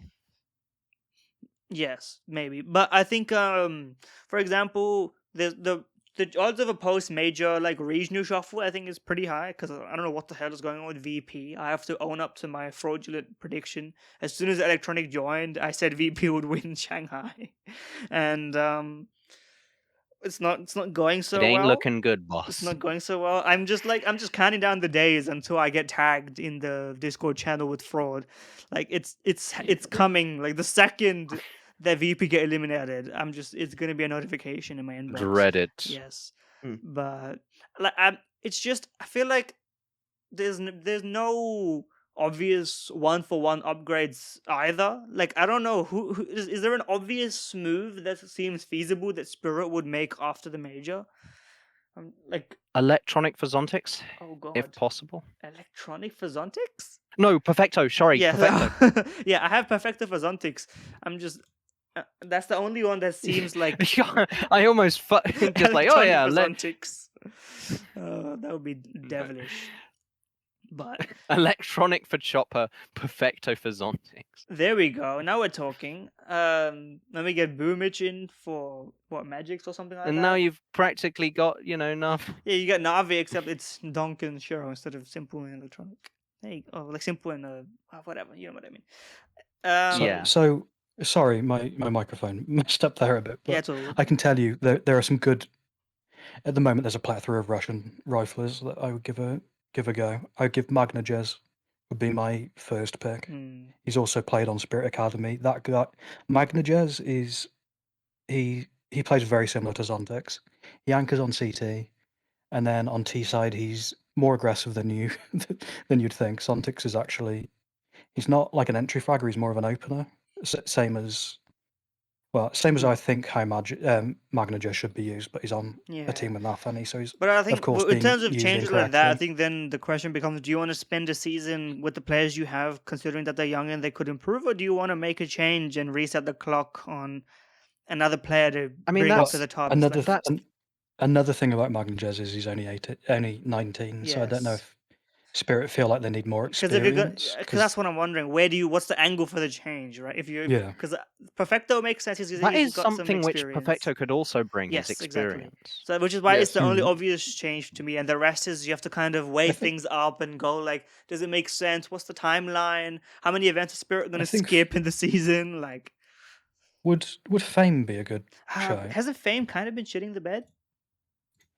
Mate, it's VP. Give him a chance. Like, I mean, what's he meant to be doing? Are you going to give him a chance? That's my question. Mate, he's on VP. Does it make sense to give this guy a chance? Yeah, like role-wise, it might make sense. It's just more of a matter of is the org going to pick him up? I think he would be expensive if it's from VP. If we're being honest, if he doesn't get more off, expensive, if his contract Perfecto? I think he'd be a lot more expensive. He'd be more expensive than Perfecto. What the fuck? Yeah, no, I think VP will charge as much money as they. I think they just add an extra 0, to be honest, especially to Spirit. That's crazy. That's true. But I mean, at the end of the day, I think it was one of my 50%, but I think Spirit's Academy can always just transfer one of the players from Academy to the main team. Yeah, they can. I think let the season play out as it is. Yeah, of course. For Spirit, and then you will see what are options after the major, and then whether the changes are need to be made or not. So do you think it's 50%, or where would you place it that they do make a change after the major? after the major, I think they will make a change personally, but it's a 50%. It all comes down to how they close out the season, how well they Yeah, because showcase you're also themselves in the next including stuff. like in that calculation whether they win or not, etc., etc. Like or do Yeah, well Yes. I even. mean, I also think a lot of teams are going to be making changes after the major. Yes. A lot of teams are waiting for Yes. that sticker money and because it affects the Valve. Oh. Oh, Oh, he's back. Los Fondos. welcome He's back. back. Sorry, I'm back. Yeah, he That's is all back. good. Sorry about that. A lot of the Yeah. they're going to be waiting till after the major. Just Sorry. not only because it affects the Valve rankings, but also because they're going to be waiting for that sticker money to be able to afford the changes. That They too. have money. Spirit has Sp- money. Spirit Yeah, I does. don't I'm think. talking about like teams in general. Oh, Do you teams think in general, Yeah, yeah. looking to sell that to then buy, etc. It's true. Can you? What about Heavy Guard? For Is Zontex. Heavy God even No. doing that well right now? I Like he was good, and I then what don't happened? think Zontix is Yeah, necessarily no, a he's problem. been farming, but it's like tier 2. So I don't think Zontix is the problem. I do think he is unfortunately going to be replaced because yeah, might the have thing to about be. Spirit's in a really weird position where they have a lot of young players, and yet they're in the position where if you make the right moves, you could dominate now. So like, Yeah. Yeah, but then if you don't make a move, exactly this right. team could potentially mesh, and then maybe you'll find different opportunities or options after the major. Because currently, I think you without shilling a certain amount of huge money, you're not gonna acquire Yeah. anyone who can fit in straight away. You know, I don't know how much Perfecto costs, but I assume it's not a small number. I don't think they can get anyone from VP yet, but we know for sure VP is crumbling. Like this team is a dead man walking team. VP. No, there is not much left the life until and then we'll see how they finish the season.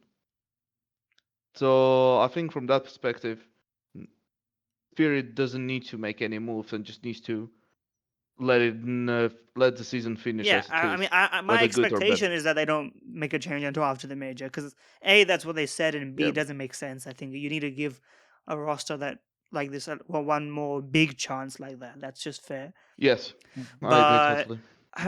I just it's like an insanely complex.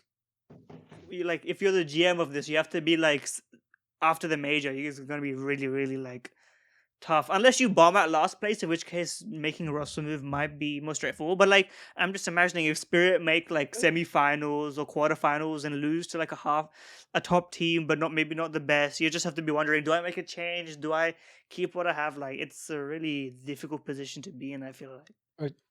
and his hand might be forced for political reasons Yeah. anyway. Zontex might just not want to play because of the hate he's been getting, which I mean, is he might want understandable. to That's play, true. but they might just be forced to not. No, I don't think there- so. No, I think it will there's, come all like- down to Zontix in that Yeah, perspective, because unless he's Spirit an moved out individual of level. the region, right? Like Yeah, Huh? they're in Yeah, Serbia. they're They're based in Serbia Well, based now. they're Yeah. technically that's a Serbian org.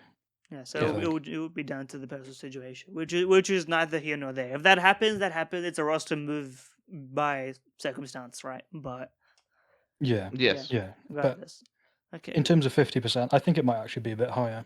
You think so? I think 50% is Mm. fair because it all comes down to the result. I think for this team, I think. and Where would you No, you place go, it mate. then? Where would you place it? I place it at about 75. I think. 75 that they make. I think the political stuff in terms of Zontex is just. I think that's probably I'm not gonna taking that force into their account. hands. That's why. Oh, okay. Yeah. Okay. it's just, but I understand the pressure that Zontix gets from Ukrainian government and like Ukrainian fans. It is pretty massive. But then you look at some other Ukrainian players who play in a Russian squad or with Russian players, and it But just it's because seems to be. Spirit's so high profile. Yes, There's not many Yeah. anymore, really. If I'm being And also, honest. I mean, A lot of them have I been still kicked. think Chopper's a good enough IGL, but like It's just hard to find a replacement. Like there isn't really a replacement out there that you can. You just have to wait like a year and a half for somebody to make a Develop. splash. That's exactly what I was going to say. You're going to have to give it a while because you do have prospects Yeah, of IGLs exactly. But in CIS, but they're incredibly raw at the moment. Like Yeah. Shalfie is a very good fragging IG. Well, he's a very good fragger, and he just happens to be below average IGL. But I Yeah. think he could develop into a good IGL, Yeah. and I think Leah as well, given more time, could as well. yeah, so you From give it Navi. you give it a year. You finish the pack season next year, and then you might have one or two good options out of there. I think. Yeah. Mm-hmm. Yeah. MPL as well. Ah, yes, of course. from the NPL. But yeah, region. and MPL is not But- moving Yeah, to okay. Spirit, I think- even if No. opportunity rises. No, Okay. I think Sim- he could play on a tier 1 team though. He's very good. at the Yeah, moment. he is The very same good. MPL who was on. Yes. Navi. Yes. Shockingly, Same. he's a completely different player now. He's so good. Yeah. Huh. Yeah. So but- I always like to look at those players who left Navi. Like SDY had a pretty decent showing after he left Navi, and then now NPL has been I doing just well. always think of MPL as some players. Yeah. I No, feel no, Yeah, he will rip If he's your actually lips off if you improved, play him in a he is. qualifier. like. He is good. Like at least for He- what he's he- done. At least. Yes. The funny part is like the bait team, B8 team, they are not really like overall that consistent. They have some very good games and then they have some very bad games, but then NPL himself, his individual level and the calling of the team always looks very solid.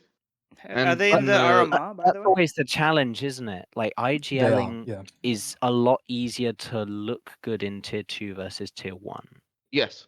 I mean, as was shown by Hooksy.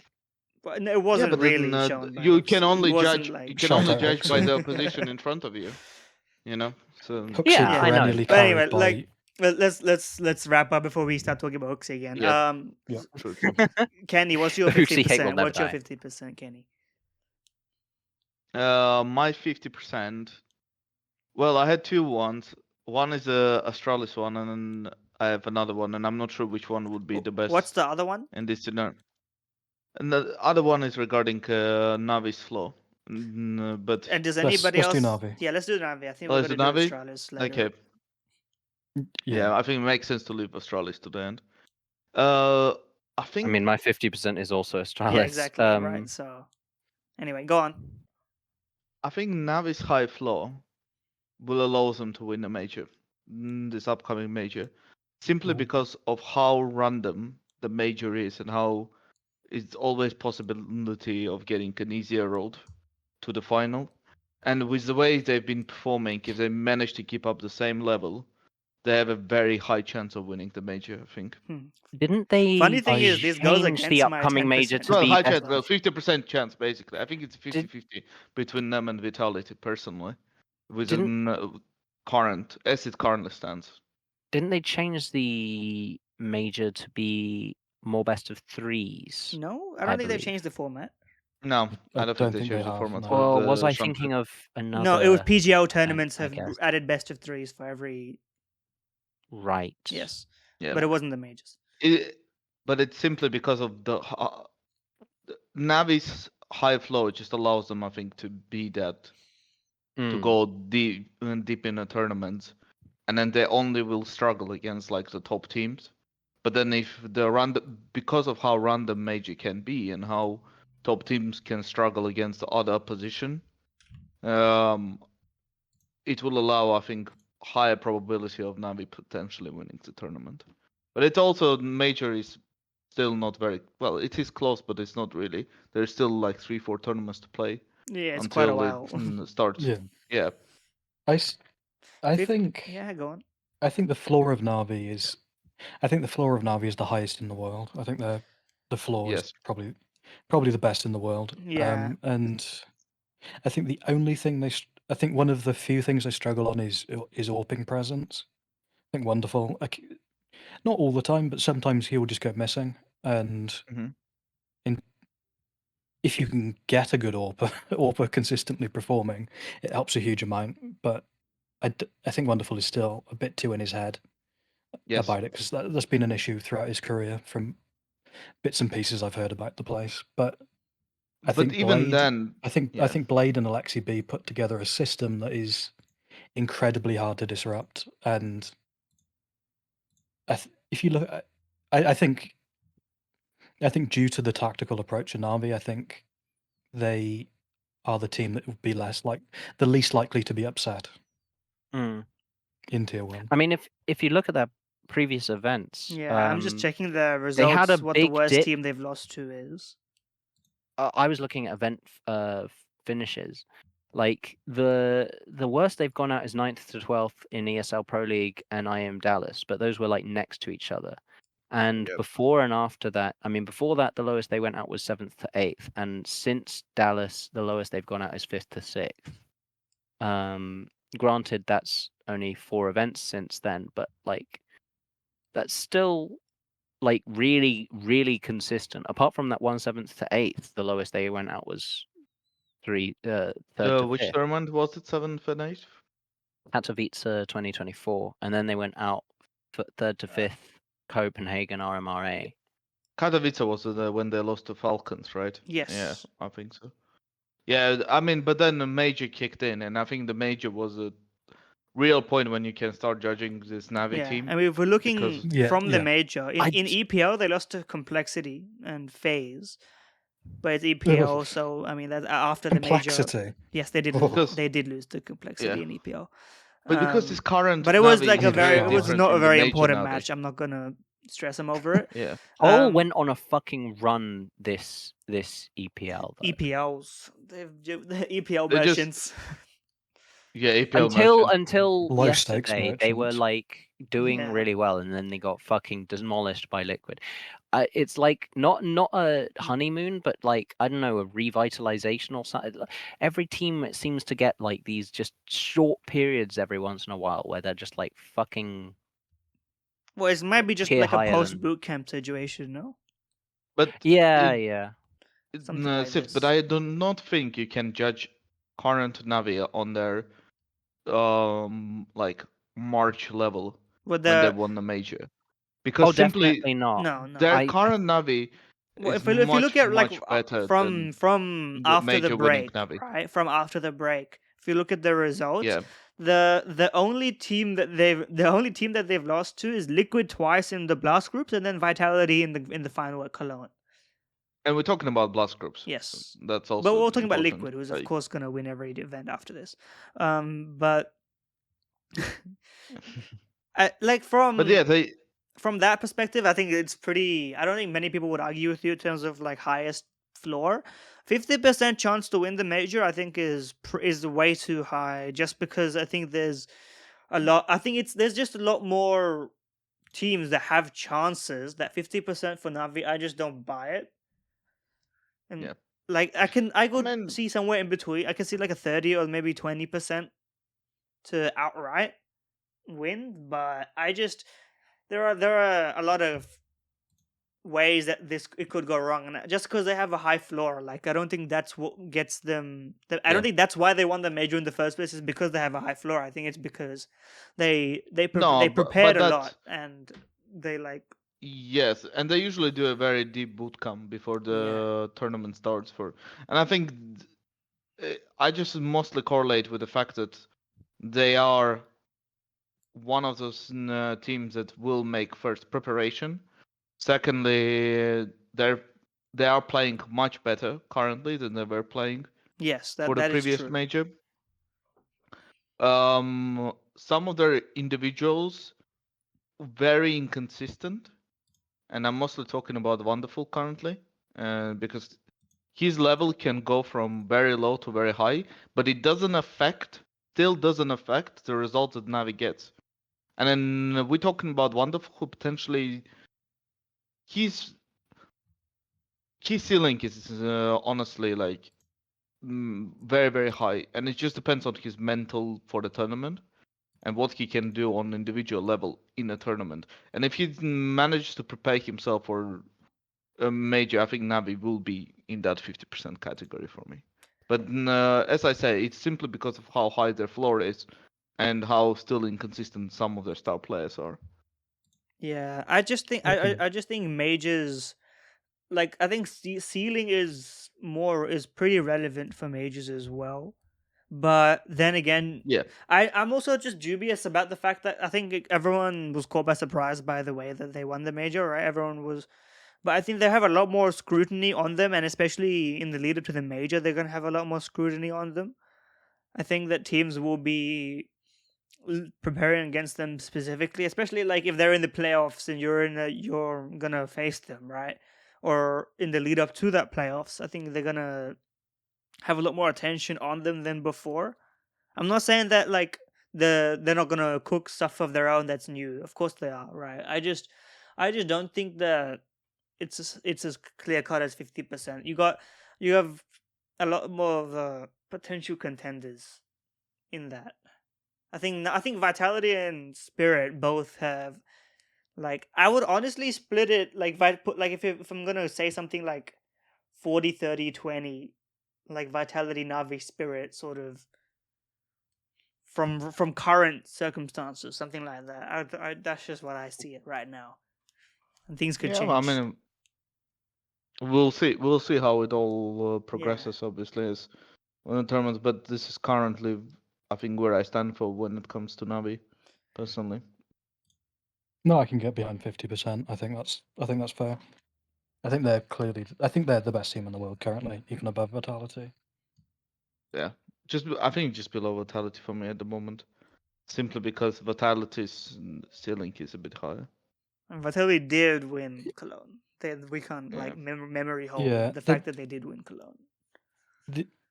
Yeah, I don't know. It's just the And rest of the year is Vitality pretty has down been on Vitality, consistent if I'm being also. honest. They've been consistent also this whole year. The fact that they haven't won a tournament is ridiculous, to be honest. But then, in my previous, as I said, it all comes down to ZywOo AWPing or not AWPing. Very base take. I love it. Yeah. Yes.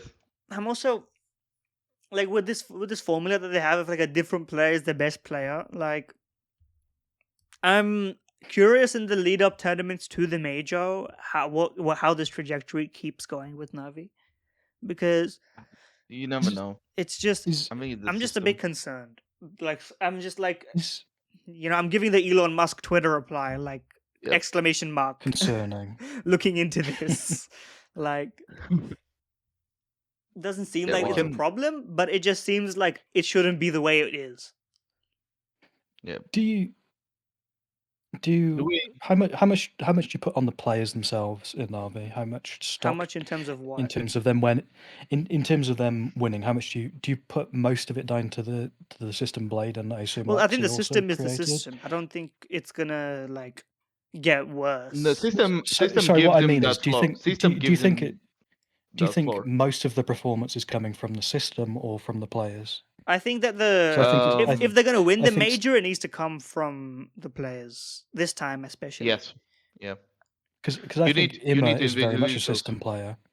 Because if you look at, especially in Gamer Legion, he spent apparently he spent a lot of time one-on-one with Ash before the major, and obviously before the Paris major. Sorry, obviously he played quite well there, famously. But I think Ima's far more of a systems player, and I attribute Bro, that to Alexi Ima being post and Ima 1.18 in 4 groups, 1.25 Cologne, 1.38 so He's been far. a- Like he's been a beast. there To is be, some. to Yeah. be fair to him, I think and he's I think finally Wonderful comfortable. is similar as well in terms of a system AWPer. I think he would fit. I think he fits better into a system. I don't than, think he was wonderful. There's an issue. I Yes, think I agree. his main problem is his confidence and the way he's utilized on T side against the T side. The way he's utilized on T side is not aggressive enough. On CT side, he seems to be given more freedom and potential for a first opening peaking.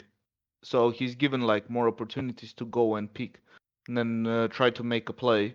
Whether it's like middle of the ancient, he comes and tries to kill somebody in elbow. Whether it's an aggressive middle push in Mirage, he's always given these opportunities on CT side. But when it comes to T side AWPing, it feels very, how to say, it's like he's consistently always left in a clutch situations. Yeah, It's I like see what you mean. the whole game plan is the idea that you are leaving him and whoever is alive in a clutch situation. So you forcing a lot of pressure on him to perform Yeah, in 1v2s, I don't have that 1v3s. much confidence in Wonderful under a lot of pressure. Do you want to know the rate? His average time alive for the last 3 months on T side is 1 minute 16 seconds. That's crazy. Yeah. Why are you alive that? Which is almost at like the max bar on the thing for reference. Well, yeah. But in But terms it's of also opening, it's like he gets about half Yeah. the opening kills on T side. On CT side, he gets double the opening kills he does on yes, T side. yes, and Statistically.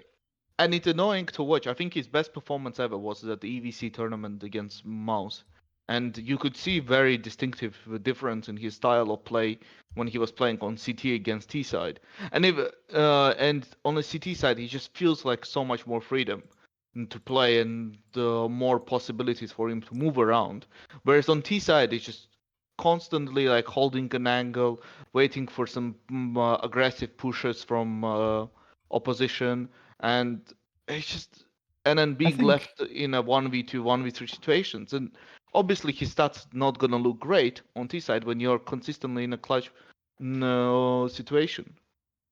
Do you think it might be, just thinking about it now, because the way Blade used his AWPers was quite similar to how Wonderful was being used. And I think from memory, Yeah. Mantu was as well in Alexi B. I'm not counting Head Trick as a Head Trick or Monacy because they were both effectively brand new players and still learning how to Yep. play. And Alu as well was a fairly passive AWPer from memory, was he? So yeah, I just don't Been know what ages since I watched I Alu just play. know for sure that the game So- plan for T sides for Navi is not AWP reliant. For No, openness. definitely not. I fully And agree. and it is obvious, like, and in my opinion, it's not good. I think it's kind of bad in a way because you need to mix that. well, I just You think need it's to mix AWP yeah. a bit more often. It's not. in the It's not. opening It's not necessarily 20, that 30 like. seconds. It's not. I wouldn't say it's not necessarily. That it's not good. It has a. It would be. It would be better if that option was available to them. If they had that Yes. extra avenue. Like it feels like they've got like they're like stuck at 95% because this one little element just never plugs in the right way. You know what I mean? It's like they're underclocked their potential just a little bit. But like Yeah. it's And I think yeah. this comes from the game plan. It honestly comes down to the game plan of Yeah. the way Alexi and Blade set it up and So what how you're they telling want to me is use that their. Wonderful is basically just what Wonderful is to Alexi is what Torzi is to Sui. He needs to be puppeteered. It's not necessarily puppeteered. He needs to be given opportunities to play a bit more but free like on if the you, T side. but that's the And- opportunities are going to be given to him by the like game plan, right? Like So is Yes. Wonderful coming up with? I don't think if Wonderful was the type of guy to come up with like I want to go for this opening. I don't get that impression. No, that's when he- also comes down to him as his mental and how he needs to maybe assess more of himself onto the game. Like it seems to be on the CT side he does it, but when it comes to T side he just does what game plan tells him to do, and maybe that's something. Yeah. It's hard. But like we don't it's know hard if to we don't know gauge- if doing that would come Yes. to the detriment of the rest of the team, etc., etc. Exactly. Like, it's hard to gauge exactly what is happening inside of the team yeah. without but really being we can in only a judge by team what and we seeing it. limited things we can So- see. What we see Yeah. from outside. So when Wonderful was playing on Sprite, realize different game, completely different level.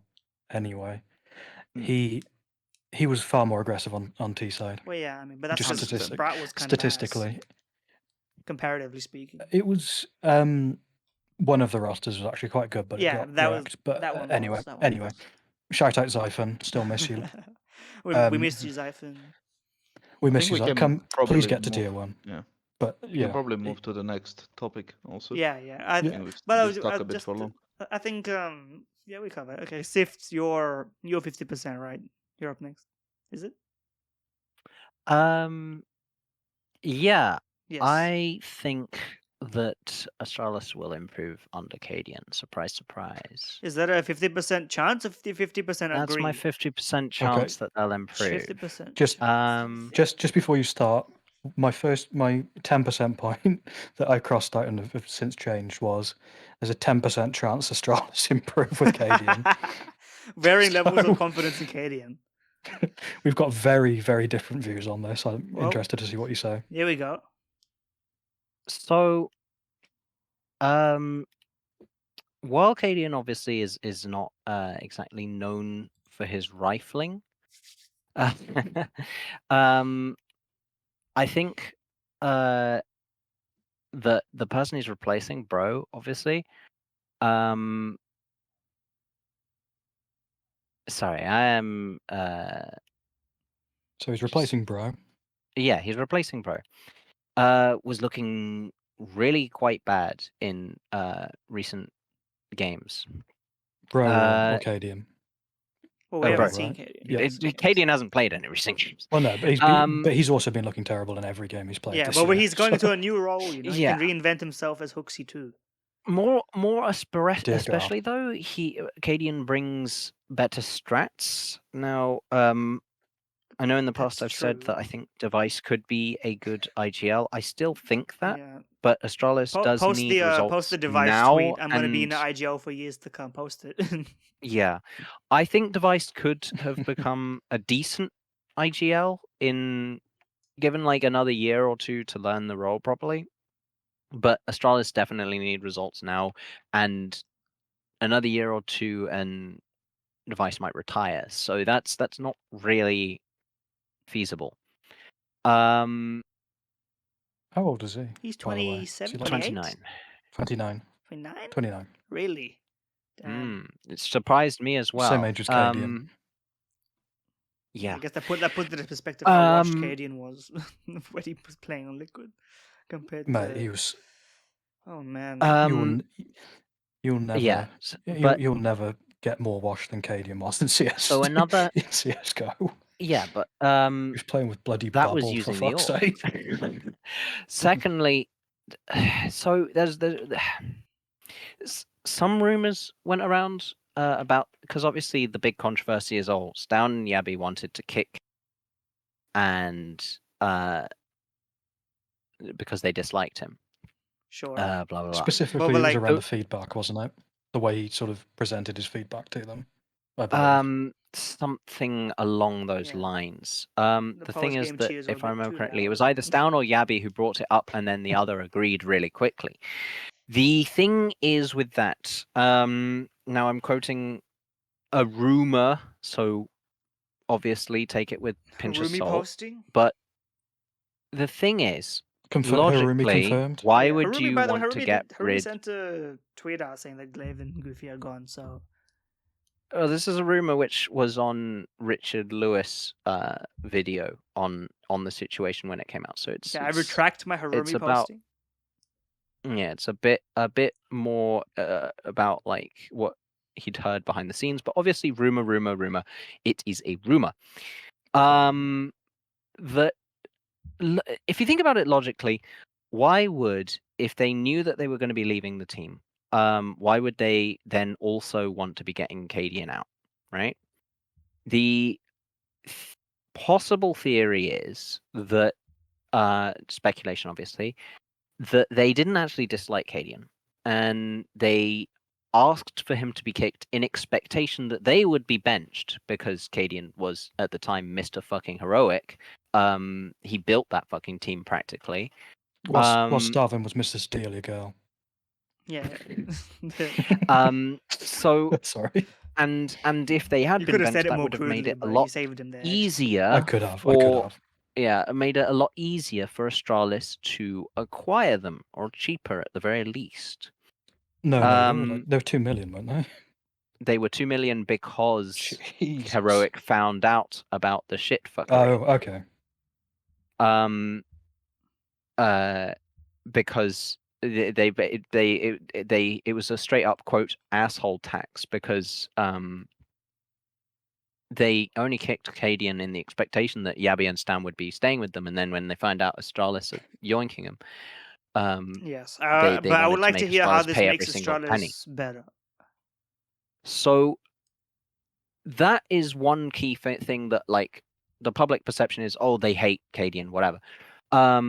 That's potentially not even true. And even if it were true at the time, cadiaN knows how esports works, right? After all, there used to be a Facebook group with basically every Danish pro except him in it called Fuck cadiaN. So I think he can understand young pros being dickheads. He's also been kicked from more teams than I can remember. Yeah. I remember the cadiaN like, So Flashpoint He used to video. No, but now, Sid, he used to be In- like a stand-in Wonder Man, and he Are you sure? qualified Are you teams for sure you're events, on 50%? and then they were still kicking. Yeah, I'm waiting for Yeah, the so- cell.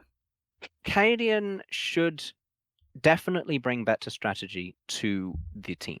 He will also bring a lot more structure to the team.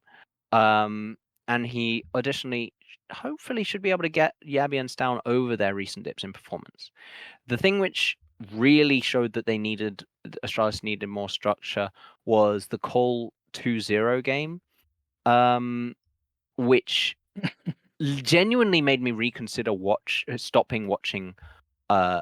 reconsider watching Astralis at all. And I watched them with fucking Lucky. Like it was atrocious. The goat. None of the shots were hitting, but on top of that, it was super disjointed. Right? It was almost like they didn't have comms working practically. Like they just weren't working together as a unit. And if anyone can bring like micromanaging, it's cadiaN. That's his style of IGLing, right? I think that's something that this team desperately needs right now. They need a proper structure. They need to fucking revisit their fundamentals. And that is the sort of thing which cadiaN will enforce as long as they give him the respect. And if anyone's going to give an IGL respect, I believe it's Device. Don't they have like personal issues? I'm fairly certain they've had personal issues Device and in cadiaN. terms What, of just cadiaN and like not getting a lot. In terms of Device and cadiaN, yeah, I'm pretty sure. They're a bunch of old am I guys. They misremembering can that? fucking get over I it. don't remember that. No, but wasn't there something even like cadiaN jumped over a chair and squared up to Device or something? You, Well, you I'm might making that be up. going about that like weird. Was that that weird cadiaN Glaive? That was like thing? last year. The it cadiaN might have been Glaive Pro Glaive. League story. Is that It what was you're someone on thinking of? Astralis. I can't remember. It was a cadiaN. Is it? Was it? I think it was cadiaN and Glaive over the breakfast at Pro League. either but way, whatever. It probably was Glaive thinking about it. either now. way, Device is one of the most professional pros in terms of like attitude. I know what you're. I regret that statement immediately as I said it because I remembered the Monitor tweet. punch. But I'm not having fun anymore. he's I okay. That can't Maybe tweet without in the having team. fun. Maybe in the team In the environment. team. Maybe. Yeah, in the okay. team, like he's It's probably eating great to shit work for with. fucking. But don't Yeah, follow him he's on eaten Twitter. shit for fucking Astralis's PR team an innumerable amount of times. The amount of times which he said something which he obviously must have not believed at the time, but has just been told to say it by Astralis PR, and he's just been like, yeah, whatever for the team. Like, I can respect it, because Like that Astralis tweet is with the. I fucking despise Astralis the org. The only reason I watch them is because the players are. I like watching Device, okay? But that's basically Mostly it, the player really. cam. Mm-hmm. No. Right, yeah, jokes. Okay. Okay, let me. but I've got. Yeah, go on. I So think that they desperately need structure. They desperately need, as long as cadiaN let me get the stats up for Bro because they are pretty fucking bad. Okay, Was I've got the Bro stats up for better or cadiaN. worse Was than Hooksy individually? a lot better. Better, obviously. Yes, Come but on, man. how cadiaN as a rifler? 1.01 across his time with Astralis. Yeah, On cadiaN is going to LAN, be significantly worse individually as a rifler. So I posted the stats earlier of him and rifle. Him specifically only playing with rifle. So not an AWP. His HLTV rating is 0.9 in terms of rifle v anything you else. could that's probably survivable for So the team. that's including ecos eco girls, by the way. So he's not doing great. If you were to tell me these were Hooksy honestly, stats though, on the rifle, I would believe as you. an IGL, and It's probably fine as for long now, as the key factors are, will Device regain form? Because not having no to. longer bottle things. Do you think Not- cadiaN will be able to use device properly, or do you think they'll clash in that regard? I think. He has to I mean, adapt. this is why it's That's- 50. This This is is my why it's biggest problem. 50%. My biggest This is problem. why it's 50% for me. 50% for you. Okay, you explain and then I'll go after. Is that while I know obviously cadiaN's very used to playing with the AWP and as such, I think that cadiaN and glaive do have very similar similar calling styles Not in terms of the You insane? I don't think that's true. not in terms. Ever, Sorry, really. not calling styles, but in terms of managing the team, right? In terms of having very rigid structure. Not really. And I think that's. I don't think cadiaN is very rigid I at all. disagree also. I think he's incredibly that's, loose. Well, it's like a fluidity. cadiaN has. I've always heard that cadiaN's had a very rigid structure, like a very he's a micromanaged. Yeah, but Yes, micromanaging there's and a rigid is difference not between- necessarily the same thing. Yeah, rigid structure would be like if you have certain style of like defensive protocols that, for example, you're playing on CT side that you are standing together on these angles, you hold these angles, you do not Fair enough. or you NaVi would be an whereas- example of a rigid structure, and I think G2 would be a better example of just default. I think it's going to be a Default NaVi. matter of even if cadiaN is worse in Bro's positions, and then again, we don't know if he's going to take the same positions. They could switch positions around. Well, he has to take the worst positions of all of them. Otherwise, it makes absolutely no sense. Probably, Do you think cadiaN? I don't think cadiaN will do that. But I think he has to. That. I believe that the upgrades in devices performance and in potentially Yaun and Stabby. Yabi and Stounds, or Jabby and Stounds. I never know if it's Jabby. I hear people say Jabby, but it seems like it should be Yabi, right? I think it's Jabby. Well, we're not going to be Danish. Jabby and Stounds. I think that they're going dirty Danes to see an improvement, hopefully. Hopefully. But the main thing is, I think that device will have a lot less pressure on him, and I think that should definitely help him improve. Yeah. And alongside that, they need some form of fucking strat book because. I'll go. Oh my God. I'll go after this. No, I'll let you go after on this. That was basically it. My biggest concern with what cadiaN is gonna bring is, well, first of all, obviously the rifle level, but second of all, how he's gonna call when he's not the AWPer on his own team, right?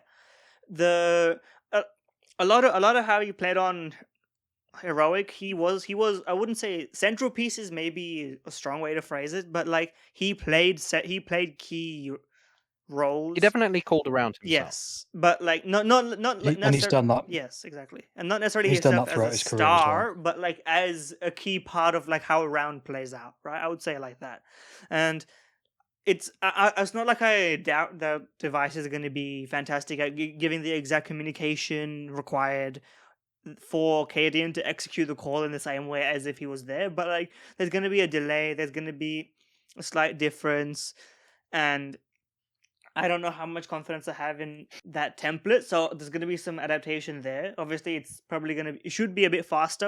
I'm going to put emphasis on it being faster because he's speaking his native language again. If I'm going to afford teams a bit more time to integrate internationally, I have to be harsher on teams that are speaking their native language. Like, you got to get this shit together, you know? Like, he's joining before the cycle for majors and stuff. Then you have to lock in, basically, is what I'm trying to say. I will say I don't think that they're going to.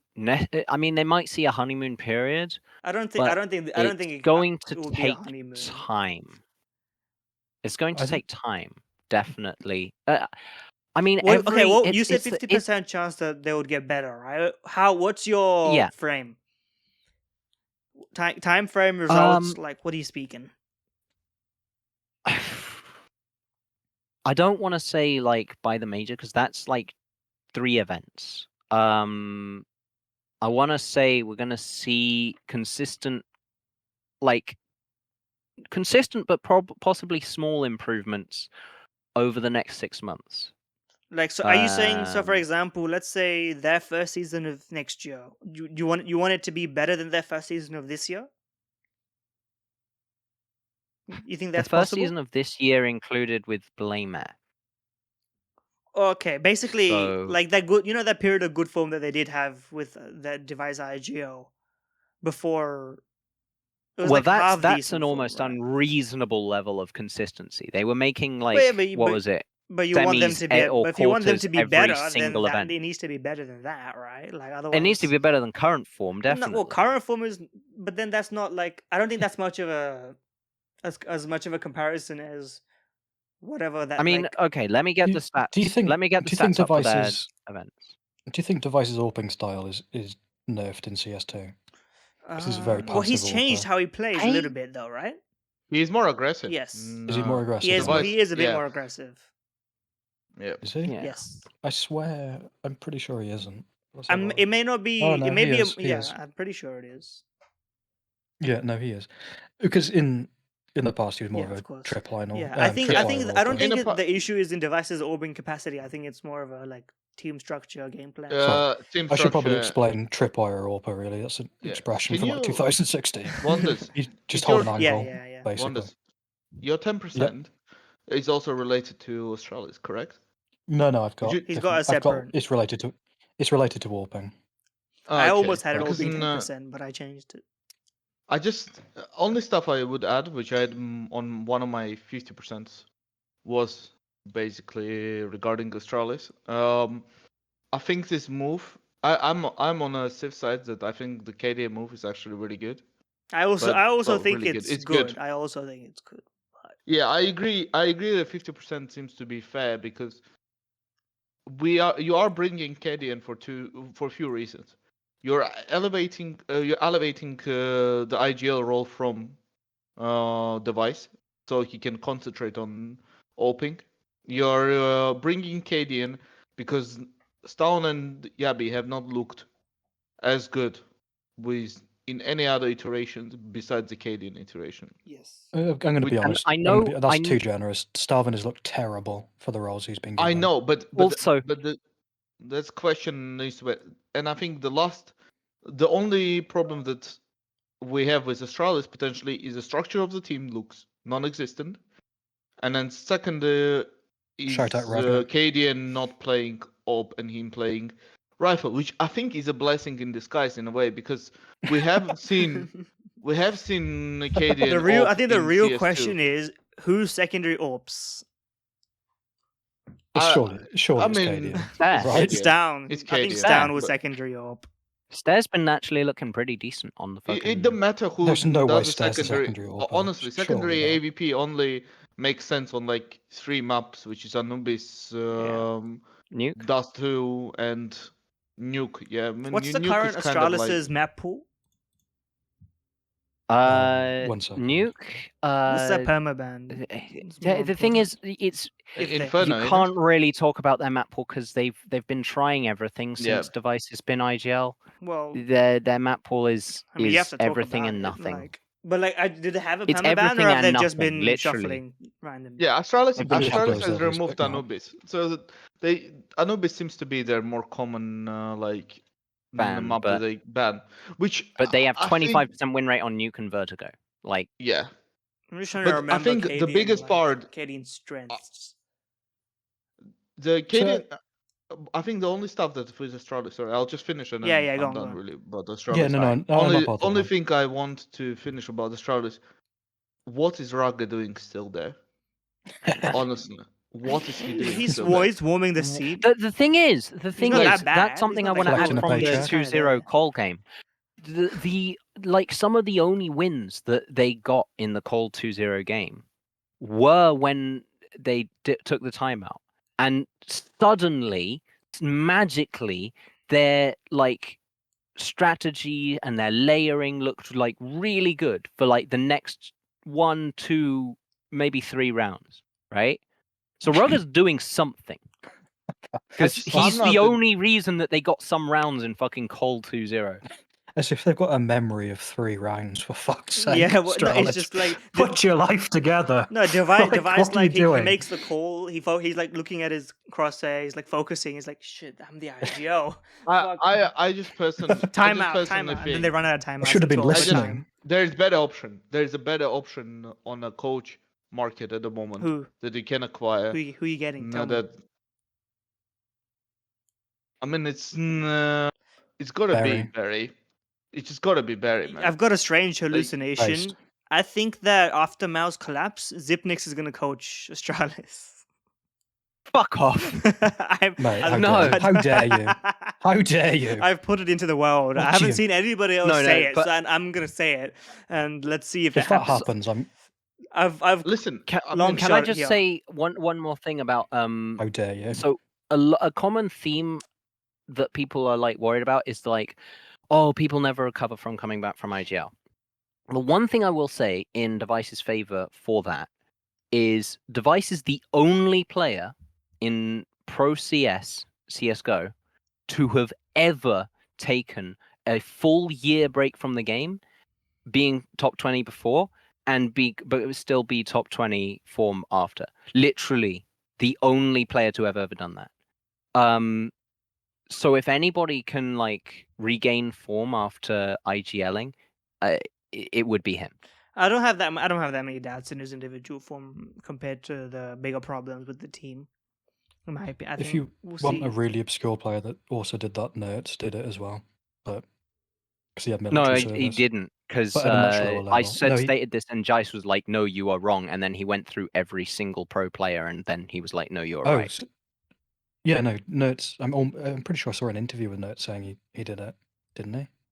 But don't you? There wasn't. Like, Weren't you it might talking have about been top a lesser 20 period of- before and after? Or? Yeah, no. I mean, the only other player that. Yeah, until of course someone Simple who has Simple borderline comes back. encycloric knowledge you to might- think of. Would you consider might regain Perfecto form, be but- one of those players, considering how long the gap has been, or Simple, if they make come Well, back? Simple, of course. If Simple But like, comes the back, problem with I don't Simple is give- that if Simple is a year, man. 'Cause- Simple has been out for a year now. The Have you difference, seen his pug the stats difference as is well? like, do they change Sad. roles or whatever? Like the thing is with Device, he didn't change roles. He got back into AWPing and was pretty much like back at the similar level as he was. yeah, I mean, I don't doubt that he'll be able to play well. That's not my problem with it. Like, there's a reason he's the with the team. consistency goat. Yeah. He is pretty much the most consistent player we've ever had in CS. Yeah, to round up the Astralis point, unless anyone's got anything else to say, I think 50% for 50% for cadiaN to improve them. I'm actually gonna say yes, but I'm gonna say yes in reference to their results, their good results. I actually do think it'll be better than that. I'm not sure if they'll actually be able to win. You think it's going to be better than 4 results of quarters? Yes. Fucking But I don't. hell. But it's gonna be a Better little than bit I better, I think. And it's. But I don't think. I don't know if I have confidence about them actually winning anything. That's not how much confidence I have in them. But I think. I mean, to be fair, what's their next event? Their next event's Blast 4 Final. Yeah. And, oh god, opening round there versus Vitality. Winnable? Question mark? No. And their next game is either Spirit or Liquid, which, probably Spirit. yeah, What the yeah, fuck Liquid- is this group of They're death? getting Liquid, shafted. give us a liquid. It's kind of a Give us tournament of What? death, isn't it? Like. To be fair, Group A is also NaVi versus Falcons. Okay, that's not that How did bad. Falcons FaZe get in versus there? G2. How And they did paid for Falcons it, get man. in Yeah, there? but who did they still had to win games to get there. Who did they beat? Match page. How did they qualify? It doesn't even say. We have to They just get take invited, don't they? Yeah, but They're taking the partnership slot. yes, but Yeah, there's probably no. They would so. still have to win in the groups. Oh god, I don't know. Let me check. Let me see. Mate, how have they got No, there? full groups playing. They went. They through played the full groups showdown. playing. They won Yeah. the showdown by They beating M80 joint Complexity won and the- VP. Oh my god. Yeah. They meet M80 Complexity VP. Yeah, That's Man, I'm telling you, there is no more dead team than VP at the okay. moment. Actually, Like- side note. Yeah, go on, I real know you're quick. about to speak about G2 later, but talking about event fucking groups, G2 has had the most fraudulent fucking run in EPL I swear to God. No. They No, have it's beaten bad, it's bad, isn't it? MIBR, 3D Max, and Koi to get to fucking quarters. Well, it's fine. Liquid will humble him. It's all good. Liquid.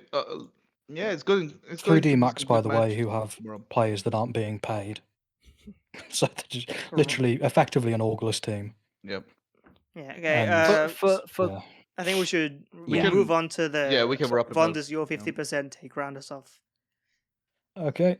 I think there is a 50% chance that the way you build CS2 teams has changed from the way you build CSGO teams. Interesting. Now, I don't I'll want to expand alarm upon you. that. Is this not stolen from? I'm trying to. Where is this from? Was it? Someone said this, but It might have been Vondas. no. It was No, on no, a it might have been Thorin someone podcast, else. but I don't remember. I'll be honest with you. I just wrote it down as we were talking just now because the original point I had was that effectively tier 1 orgs, there's a 50% chance tier 1 orgs can scout, but I just wanted to make it a more broader point. Yeah, okay, you continue while Anyway, I try and remember who said it. I'll get on with it. In terms, so the reason why I think the way teams are built, the way you build teams has changed, or at least the way you need to build a successful team has changed, is because if you look at Heroic and if you look at Falcons, those are teams on paper, in CSGO at least, that you'd expect to do significantly more damage than they are doing at the moment, at least in my opinion. But they all suffer from having effectively just slightly above average riflers, besides Nertz, who's admittedly quite good. But I think in CSGO, CS2, sorry, the most important thing you can have is aggressive riflers, and aggressive good riflers. And I think a lot of teams haven't caught up. They're still trying to build teams that will play off chemistry and stuff. And I think CS2 is a far more of a fraggers game. So that's why you're seeing people like G2 with terrible IGLs and amazing players do well, especially because of MR12 and there being fewer gun rounds. So you've got fewer strategies to call as well. So I think we will see tier 1 teams change their approach to building teams. I think we're going to see far fewer mechanically poorer players playing anchor roles and support roles. Yes, I think we're just going to see pretty. a lot more aim stars playing those roles. I can't find the exact source for where this. I'm almost 100% sure that this is Thorin Counterpoints episode. I've probably just stolen this. Yes, where they basically said that you can't. Okay. You can. Oh yes, I remember. It was in the context of discussing Cloud9, where Thorin and I think may have been name redacted for allegations. But okay. Yeah. But what do you call it? They were discussing Cloud9 and they were like, "Oh, not Thorin. Shout out Thorin. Cloud9 would have been like a top 15 team in CS:GO, but because in CS2 you need firepower, C9 is a terrible team because you have inters. It might be a hot take point made because of C9. There was like a tangential point, but I've not to detract from what you're saying, but I'm fairly sure that this is mentioned there. I've got another point. You can sort of. We can talk about it. We can talk about it. I'm just this point is good. This point I was just like remembering it. So for reference, I watch so much CS stuff. I just sort of absorb it all. But we can. I mean, it's a good conversation from, now. We can talk about it for sure. So I also think Big is a very good example of that as well. Yes, because their drop off in CS2 is particularly strong in my opinion. I think Crimbo might be one of the biggest sort of victims of CS2, if that makes sense, because he is, for my money, effectively a support player, but was given star roles and performed admirably in them. But in CS2, he's been a lot worse. And then you see them when they have success. You've got JDC and Rigon just having a swing and having a. Well, JDC is actually pretty good, all things considered. I think JDC. Yeah, I think he's quite. I think JDC could honestly go to a better team in his roles. Yeah. Yes. But I think, and in terms of the teams you see on the come up as well, you've got Eternal Fire, Woxic, not that good, but you've got Xantares, who is just an absolute god, and then you've got Wicardia, who varies from very good to bang average. Saw is on the uptick as well, and they've got two very aggressive, or two very good riflers and an IGL. The other two are just sort of there. So I genuinely believe that, like, I think even the teams that are overperforming because they have particularly good riflers, and I think it's something that that will be emphasized more in CS2, especially because of the Pika's advantage. Yeah, I agree, and I Yeah. think in terms of like some of the teams that you listed, right? Like Sword and Eternal Fire, those are both national teams, but they have one or two like key pieces that can dominate the game, right? When required, or Yeah. even in the sense of Sword, I think they're more of a team cohesively than Eternal Fire I is. think Muteras is a bit underrated as an IGL, Yes, but they the- still have players that it's can it pop really off is just in comparison to like Big, for example. Yeah. Like if you compare yeah, Big and no, Saw, like Ujerks and you know what I mean? Ujerks and Aradoche are better than anyone on Big. Yeah, both of them. and I think that's kind of if you're building an international team, as a lot of these, you know, like you got like Heroic is kind of like one of these questionable. If we were to look at Col as well, they've got, you know, Grim and Floppy, who are poor fraggers, and they've seemed to have dropped off since the very beginning of CS:GO as well. And they've got, you know, they've only got one functional rifler basically. Yeah, I think that you're right in saying that there's a shift towards firepower. You can't just have somebody who's like a pure role player in the sense that in CS:GO you could have someone squeeze out rounds.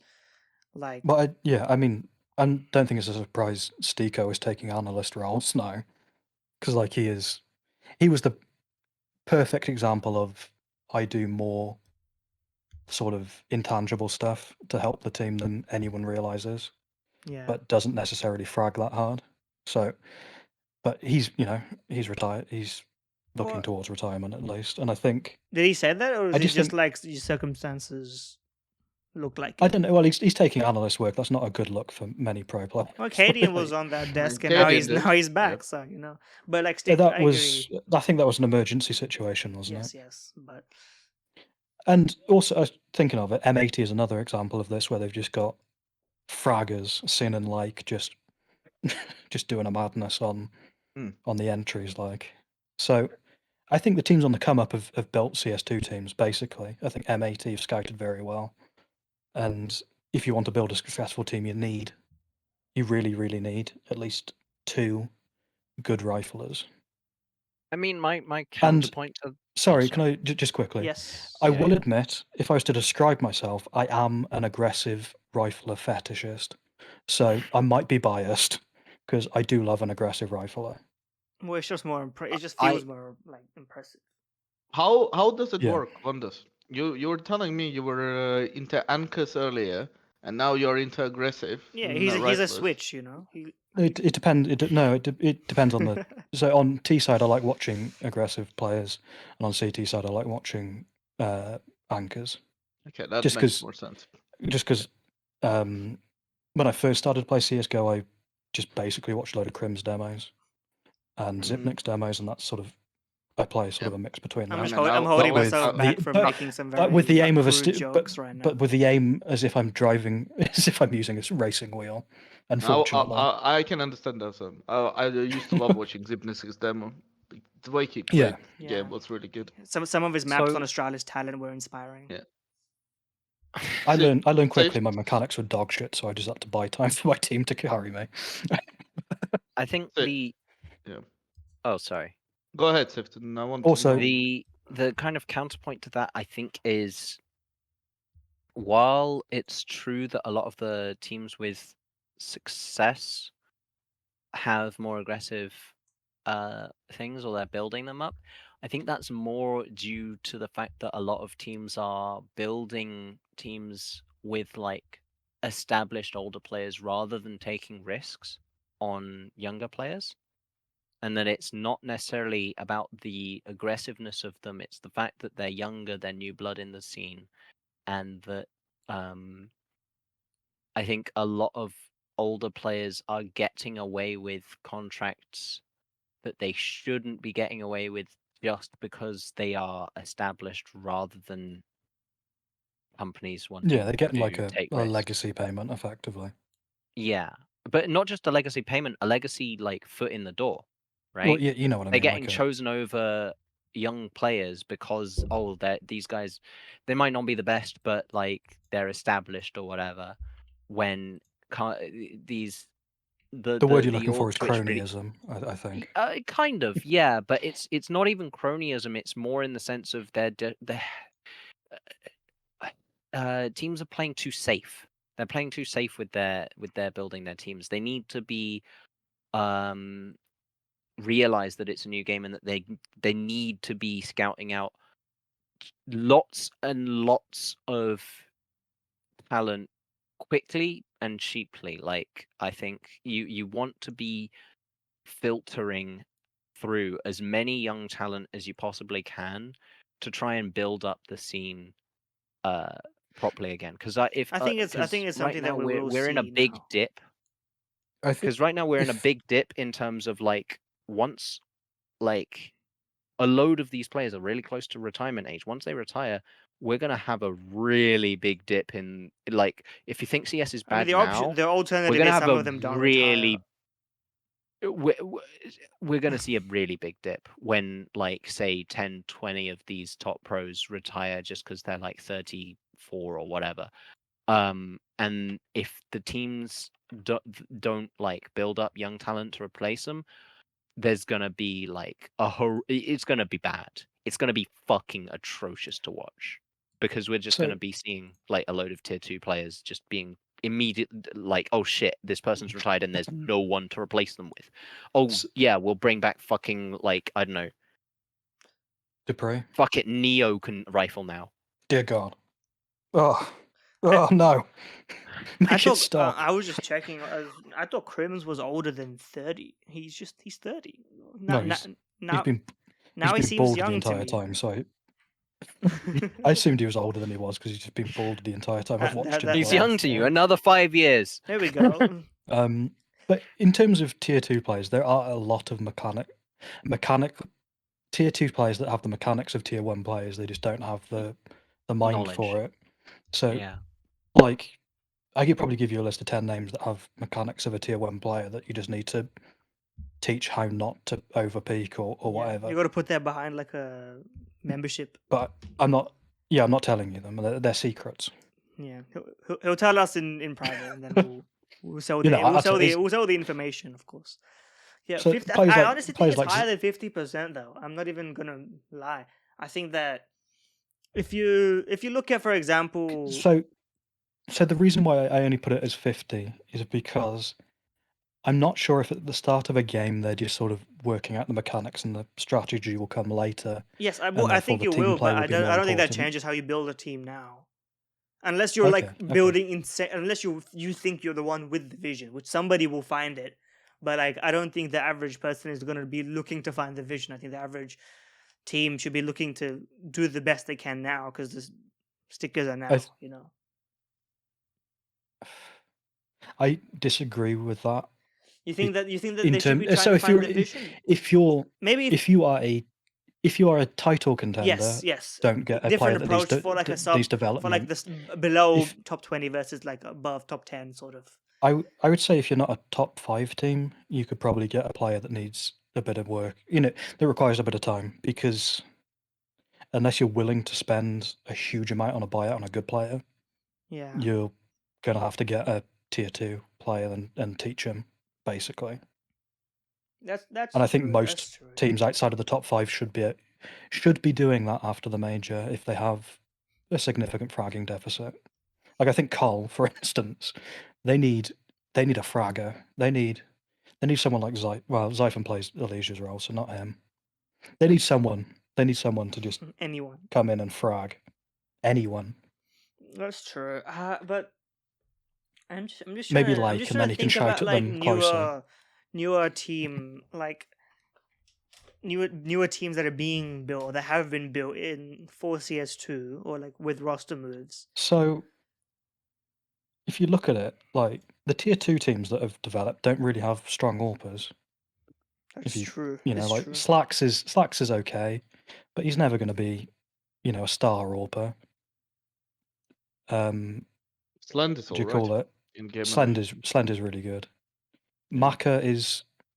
He's I alright don't. actually. I don't know how He's- you rate Maka he's- because I he's an don't think he's IGL that as well, good. I apparently. don't think he's that good. He's serviceable. don't- He's I certainly have- yeah. serviceable. Headtrick got- is like overrated. Headtrick is farming tier 2. He's farming, but I think he's overrated. I think if he gets to tier 1, he'll get his as Well, if standard he's to style, his I back. haven't watched him in Bay. Yeah. Is his style similar to when he was in NIP? Is he save? Yes, Is he save maxing no. and He's, the peep frags are coming to him, or is he changed? He's a bit more aggressive, which is good. Hmm. Yeah. But it still feels like he's restraining himself a lot of times. Like, it's just he's not. You know when you see a non-natural AWPer, that's how it feels sometimes watching Headtrick play. It's like a lot of times it feels like he's playing with a rifle in his hands and not a AWP. In the way like he peeks and I mean, that would make sense. goes all things for- Okay. considered. Like a Yeah. Brokey. Like a Brokey. Yeah. Brockie is a good like, but then Brockie is a bit crazy in the head, whereas Headtrick hasn't got that X factor in him at all. Like No, he's more conservative in his I've just approach. looked on T side. His opening kill percentage is 11. Or That's- opening kill attempt. Sorry, That's is pretty 11%. brokey. That's pretty brokey. Yeah. And then yeah, that's for comparison. Yeah. That's very low. That's like a Brokey Rop sort of Yeah, sort of look. it makes total sense. Like the way he plays. But then when he's, I think on CT side he's a bit more aggressive. Yeah. Like, He should. I think he is. Yeah. yeah. Have a look. And I don't mind Headtrick. I think he'll No. Yeah. What do you But But I think? think What do you we're think going about far the? away Gary- from. What do you think about the core point though, in terms of 50% chance that it's changed from CS2 to CS:GO? You think I think it certainly does. you think it's it more, or certainly you think has. it's right? Yes.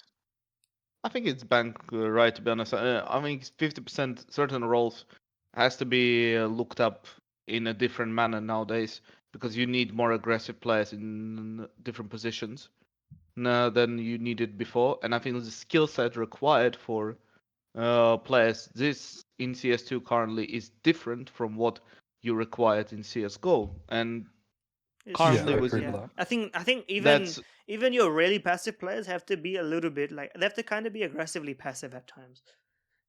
yes, to you find Yes. impact. you cannot anymore, as we already established, I think, throughout this podcast. It's like you cannot sit in one place and just hold an angle anymore. Simply cannot. That way you just lose the battle most of the time, and you're gonna win due to picker's advantage. And I think it's something that teams need to look into when they are acquiring younger players, especially. It's how aggressive and they are, and the way they are, their aggression is, and the way they hold the angles and things like that is important. Like even Nico, which is one of the interesting changes in his gameplay that happened, that he had to adapt his own gameplay, was he doesn't clear any more angles the way he used to. Yeah, well, he simply also does talked not. about that he needed to Yeah, change his. it's like he simply cannot afford to clear it in a similar manner, in a slow manner that he used to, and it's just more of a, you gotta give a bit more randomness to your play and then just guess and try to adjust your aim according to where potentially person is going to be. I agree. Okay. I think we that can rounds go up to 10%. Yeah. Okay. No, Let's and let's move the discussion. This is also it's my 10%. This is kind of a top down, wide angle sort of thing. Originally, I was gonna do one about like how. Actually, I won't even mention it because I might cook it later. So I gotta word this carefully because it's like technical. I think that we won't see back-to-back major winners until 5 majors from now, aka the first major of the back-to-back would be the first major of 2027. So this is a hot take. I'm not saying this is a 10% chance. I'm saying 10% people agree. I'm saying that I believe this. So if we go back to back-to-back major winners in CSGO, right? We had Fnatic's majors in 2015. It was in March and August. And it took 4 majors in the lead up before that happened. But 2014, 2015 had 3 majors so SK. each in the year. Well, I'm saying the first ones that happened. Yeah. Yeah. And I think if we look at kind of that lead up to a team establishing that kind of dominance, and also now that we have fixed major timings at the end of the season, right? That it's a predictable cycle. I think it'll take, and especially with the volatility of the scene right now, I suspect that for a team to be so dominant as to win 2 majors in a year, right? Not just dominate over one season, but maintain enough form to keep going, or alternatively try to, if you want the alternative option, to only peak at the majors. I think it's actually maybe even more difficult than that. Could do an SK Gaming. Yeah, perhaps. But I just think that we're gonna be. I think we're gonna be waiting that long to see a truly era-defining team. I think that teams are struggling to keep like an elite form through player breaks right now. I don't know how many teams have managed to actually keep like a tournament winning form across a player break in recent. Like I'm trying to remember specific instances. You mean- also have situations like the final major of the triple for Astralis, because Astralis after their second major, Well, you in a can't row- have a situation like that anymore because the majors can't. The timing of that major can't exist. the point I mean is that after the second major in a row that they won, their form dipped off massively, and then they had an upsurgence literally at the time of the major, basically. Sure, but like the timings of those majors were also so quite they don't weird, need though, to necessarily right? be consistent throughout. 'Cause, Well, like- I mean, I guess Because like Cato was the second one in the 3, right? In that 3, that group of 3, and the Cato is near the start of the year, and then the Starlight Major was also near the start of the season, right? Because that's the whole narrative, and that's literally what happened. So like if you consider that kind of framing for a season can't happen anymore. Major is at the end of the season, always one major at the end of every season. I just don't think that the environment exists for it to happen as quickly as it did before. It may even be longer than that, but I'm just saying, like, I think that. I mean, right now, I also don't think a top firepower team 3 can teams is like a mix between Spirit, Vitality, and NaVi, right? So, with the luck of the fucking draw, NaVi might get the back-to-back this year. I was gonna say that. Yeah, that's like the my biggest. 50%. Yeah, exactly, My 50% does not allow me to agree with this opinion. Of course, right. Yeah, but I don't. I think it's an impossible thing to quantify, because something as special as a back-to-back, it requires so many things going right. yeah. That it's almost impossible to predict. Mm-hmm. Well, that's why I'm predicting it, of course. Like, but... as Prime Astralis had that feeling behind them that, like, they were almost destined to win. I think SK Gaming, when they were having their, like, runs, they had that similar feeling about it. Like, these sorts of teams are so powerful when they are at it that I hate to say it, but if NaVi did get a back-to-back this year, it would be considerably less special than any of the others, because NaVi just don't have that feeling of unbeatability. I disagree. I think it would be actually. It would be special in a different way. Especially because it wouldn't feel the this same. scene is but so it would have a weak in different vibe. comparison to the scenes. Yeah, back but then. it will be special for different reasons. It's type of players that done it. It's like NaVi. I'm not saying it wouldn't be special, but it wouldn't be. No, but it would, out of the 3 back-to-backs. It would third for me. definitely, like, if someone's looking back at every consecutive major, you would have the least like yeah, was always okay. There was always top 5 player in a major winning team that done double majors, right? Yes. A top 5 player. Yeah. In all the major winners who did the double, at least. And this NaVi team, if they do the double, they don't have a top 5 player in a team. They don't even may have top 10 player in a team potentially, unless JL squeezes through and gets it. If he goes for another major MVP, for example. We might get a historical revisionism if EMA continues form next year and they win 3. You know, then it's possible. The thing is also that like the ranking is going to be at the end of the year, so that might be incorrect by the time the ranking comes out. Yeah, true, but it depends how the current tournaments are gonna go, right? If we're talking simply about major, like NaVi can bomb out for next few tournaments and then come to major, win it, and it still will be historical. The fact that they will have for one major twice in a year without having a top 5 player in a team, Yeah. and even currently, I don't think I think until it's end of the true. season they will get a play into top 5. I think the biggest Like, obstacle against my take is NaVi now. But mm, I think if that doesn't happen, I just don't see. I mean, it's obviously the more you look into the future, the more possible it is to predict, of course. But I just think we're going to be waiting a 2027 while is for a also a team to actually long take while. over CS2. yeah, I think I it's mean, also. I think Which sorry, team do you think will be the team to take over CS2? I think Oh, that's obviously I can't impossible predict still. a team, but I think It's impossible. I Yeah. was talking stylistically. I think it needs to be. I don't think we'll get like. Sorry, I mean, Yeah, what do you say? I mean, which do you think? Sorry, which org do you think will have will have a team that does that? Org. I Org think is That's impossible to impossible. tell. No, Actually, I'm not sure. 'Cause, Realistically, I feel like a we don't G2 even know if can. some I of these feel like a orgs will G2 can exist make by it. yeah, 2027. practically speaking, Okay, it sorry. may I mean, be. which core of players then effectively is what I mean. I don't even know if the core 'Cause- exists right now. That's the Yeah, thing. I feel personally, like I feel don't like you could think- make one out of the G2 core, the NaVi Yeah, core, but the way and I'm the Mouse looking, core. I think. but I you're think looking in the personally, sense that they need to win like, it in the time 50% frame that of I'm saying the- they won't win it, right? It's just 2027 yeah, is so okay, far yeah. away. Like, Yeah, you can. this might be ga- a hot take. Yeah. Oh, sorry, you first.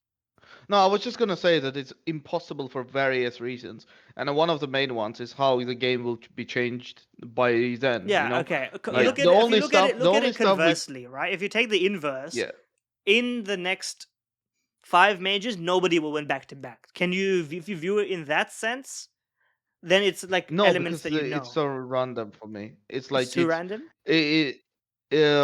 Majors are random in 6 months period in esports, especially in There are a CS. lot less Form random changes. with the new Valve I don't think rules, that. to be Yeah, honest. I don't think Like, I they'll. think the most recent major was the least random major we've had in a very long time. Like, if you Yes, look at the yeah. playoffs bracket, the teams there all felt like they with like one It was or the two top 10 exceptions, teams. all felt 8 out of top 10 teams were in there. Yeah. Yeah, I don't. There I was don't no think majors are surprises, pretty random in much. that sense. Like the way that you. No, But I'm so Vondus, to say with your like, what do you Yep. think the goal will be? This might be a hot take, but I don't think that 50% of the players who will be in tier 1 in 2027 are in tier 1 right now. Yeah, of course. That's Like, I think like how that's it how works, much of a right? turnover we're gonna have. The only ones who should stay are like IGLs, and like if you think about it that way. All the IGLs are like super, apart from Yeah, but like the players who are going to be and the IGLs yeah. then are probably going to be playing now, just not as IGLs. Just trying to think. I guess, but like, yeah, I genuinely think we're gonna have a massive turnover over the next like Few 3 years. Yes. Yeah. I just think we're gonna have. I It's think gonna that's take a lot of fair point. cooking to produce a team that is so dominant that a back-to-back major will happen. I mean, honestly, I think there's 2 scenarios really that you can get a back-to-back Yeah, exactly. thing. And the first is actually kind of similar to how the scene is right now, where it's super swingy. There's no real clear number 1, and anyone could win it. And so by pure luck, somebody could get a back-to-back. The other, which is more impressive, but a lot harder to happen, is a team which is so dominant that they are just clearly number 1. And to get a team like that is so rare. Like, as I said, back-to-backs, I think have only happened twice, 3 times. Yeah, 3 times I think. Yeah, 3 it was times. SK, Astralis, and was it NiP Fnatic, or Fnatic? Fnatic. Fnatic. That was it. It's 3 times in like a literally a decade or more. Yeah. That's so unbelievably rare.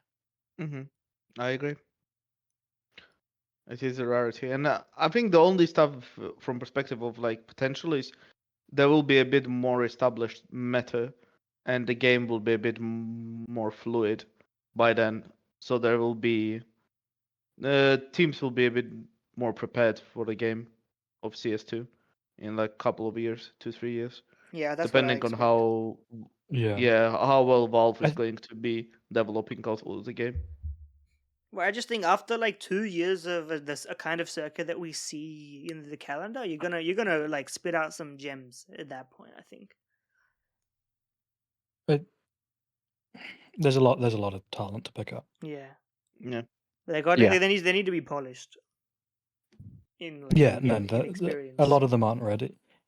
Yeah, I wish Siphon was on a better team. I hate watching TSM so much. Okay. Let's move on. I think we've done well with that. Yeah. Kenny, what's your 10%?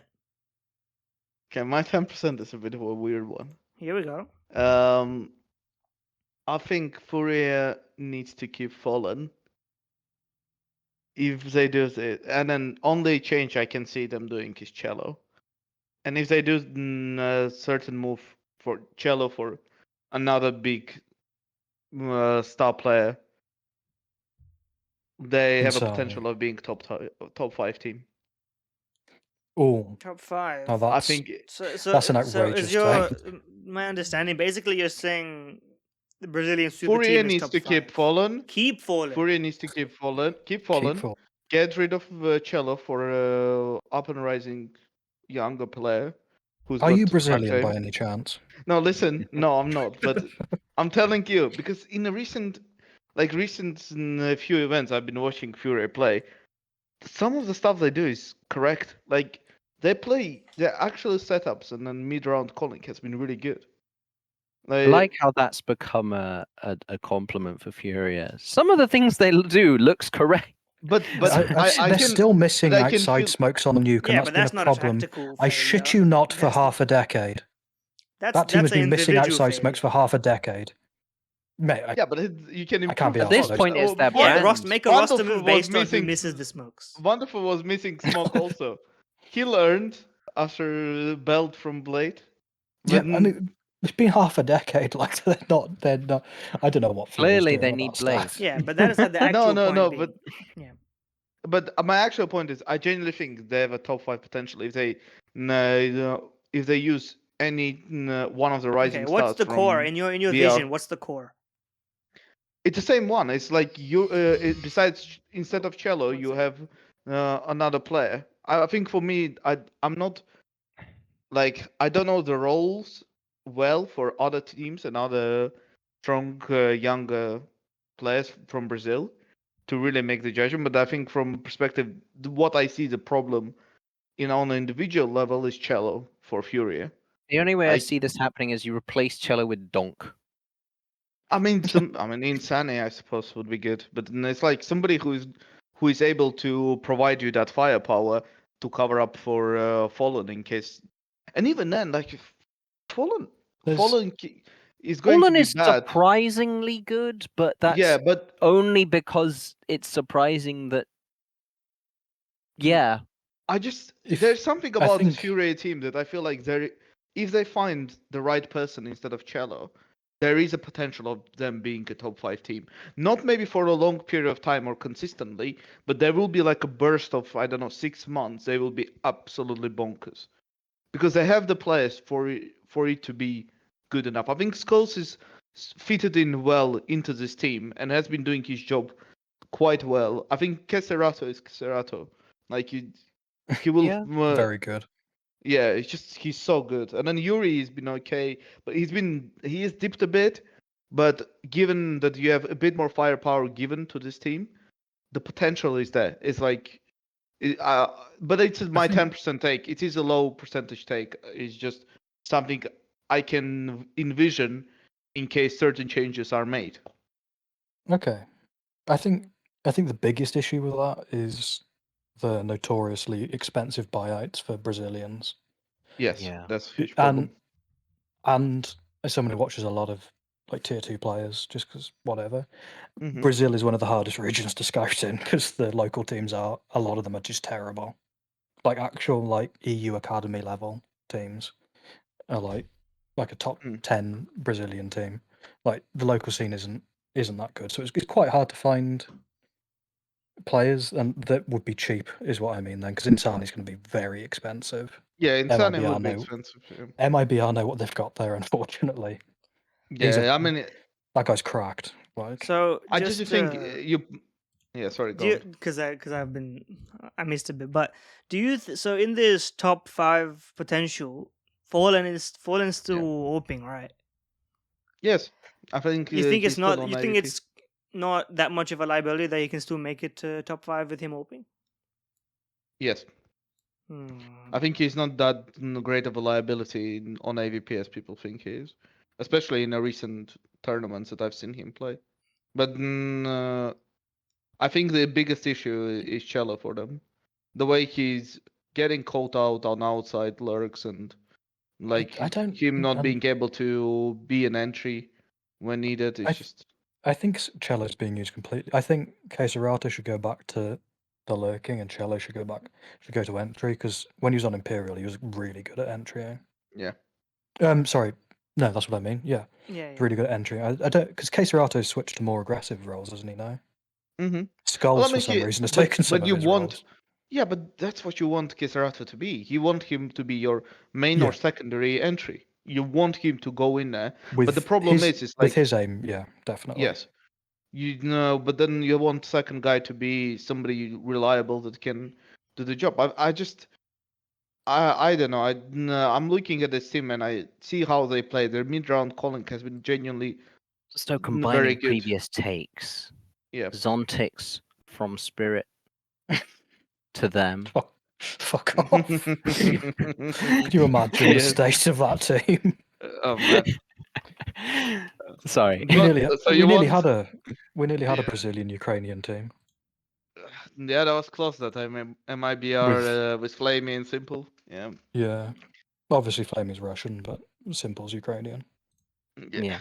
But yeah, no, that would have been a cool team. Anyway. I think I agree with you, actually, mildly. I think very specifically, if they get Insani, I think they could be a top 5 team.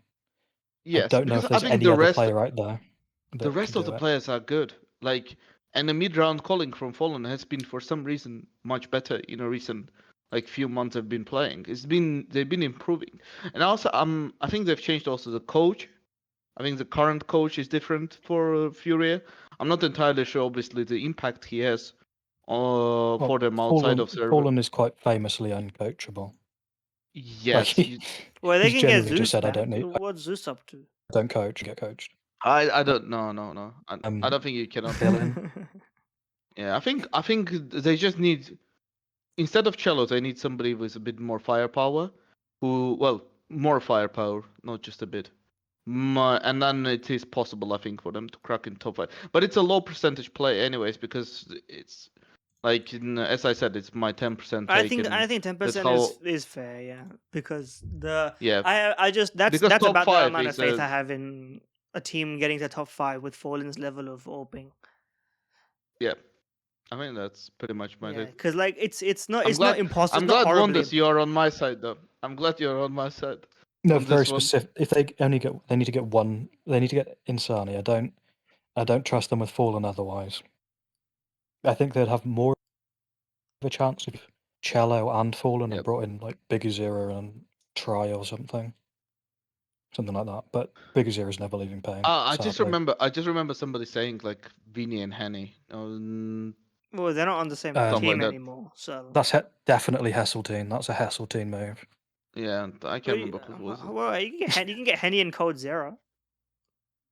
I just think AWP in general seems to be a good OPA in Brazil. Seems to be a bit of a rough one, because I think Try's very good if you get him. Try? Yeah, I think he just joined he's a very good player. like now only, so we'll have to see if he can. Oh, did he? Yeah, what did he join? I forgot. He's a bizarre player. He's an Imperial, yeah. If he misses an AWP shot, he'll just pull out his pistol and kill you with the pistol instead. I've never seen an AWPer play like him before, which might be a bad thing. We'll see, but I think he's quite good. Yeah, I think that's fair. I mean, I don't have any more comments to make about Brazil. Yeah. He also looks a bit like Wendigoon as well, which is funny. Shout out to Wendigo, I guess. Okay, Shout we out can go Wendigo. probably to the Yeah, next. Sift, what's topic. your 10%? Hand it to us. Right. So Talk to him. after FaZe's unfortunate showing at EPL, with my prediction that they're gonna make, get a Grand Are we Slam doubling down, by or the is end of this? 2025. Idiot. I'm doubling down, Oh, baby. no. This is God. No, not exactly. Not exactly. You're Right. This is 1.5ing. more about Monacy than FaZe. How's that work? 10% Monacy. After I have been proven right from my first ever take that either Monacy or Nico will leave. I said by the end of 2024. I'm counting it because, like, if 99.99%. Nico's on fucking Falcons, that huh? happens, If the yes. contract has been signed, I account it. Yeah. Which If apparently if he plays in 2025 for Falcons, like him physically moving from to Saudi Arabia or wherever. I don't think I've known about that. But... Yeah. Yeah. No, Anyway, but go on. could you imagine gaming my in that 10% heat? Monacy will Oh. move team, possibly to FaZe after the major. How does that work? There are Hold conditions on. for this. You gotta There are conditions. walk me through the flowchart. There are conditions Sir, for this. Please explain yourself. This Obviously, is G2 outrageous. will try their utmost to keep him because, they've Yeah. already basically lost Nico. Especially after his Nico's all but confirmed to be leaving. However, the main example I can imagine is if G2 don't make the major, because they're already struggling for money. The rumor is that Nico left because he was told he'd be getting a pay cut, which presumably was to raise the money for keeping Monacy. If they don't make the major, they don't get the sticker money. If they don't get the sticker money, and say for example FaZe do, now FaZe thing is mostly a joke, but any other org really is going to be desperate to have him, and as desperate he's as an upgrade G2 to are, he's an upgrade to every player. I think he's Yeah. better than Monacy. I think he's even an upgrade to ZywOo. Upgrade for Donk? but it seems clear that Okay, G2 have very little cash right now. I mean, Yeah. they could have gone for Didn't they just any spend, other IGL really, and they bought Snax. Didn't they spend 500,000 on mobs? Wasn't that Mm. reported? Something like that. Oh. I don't remember the Yeah, but they exact got figure. Snax as well.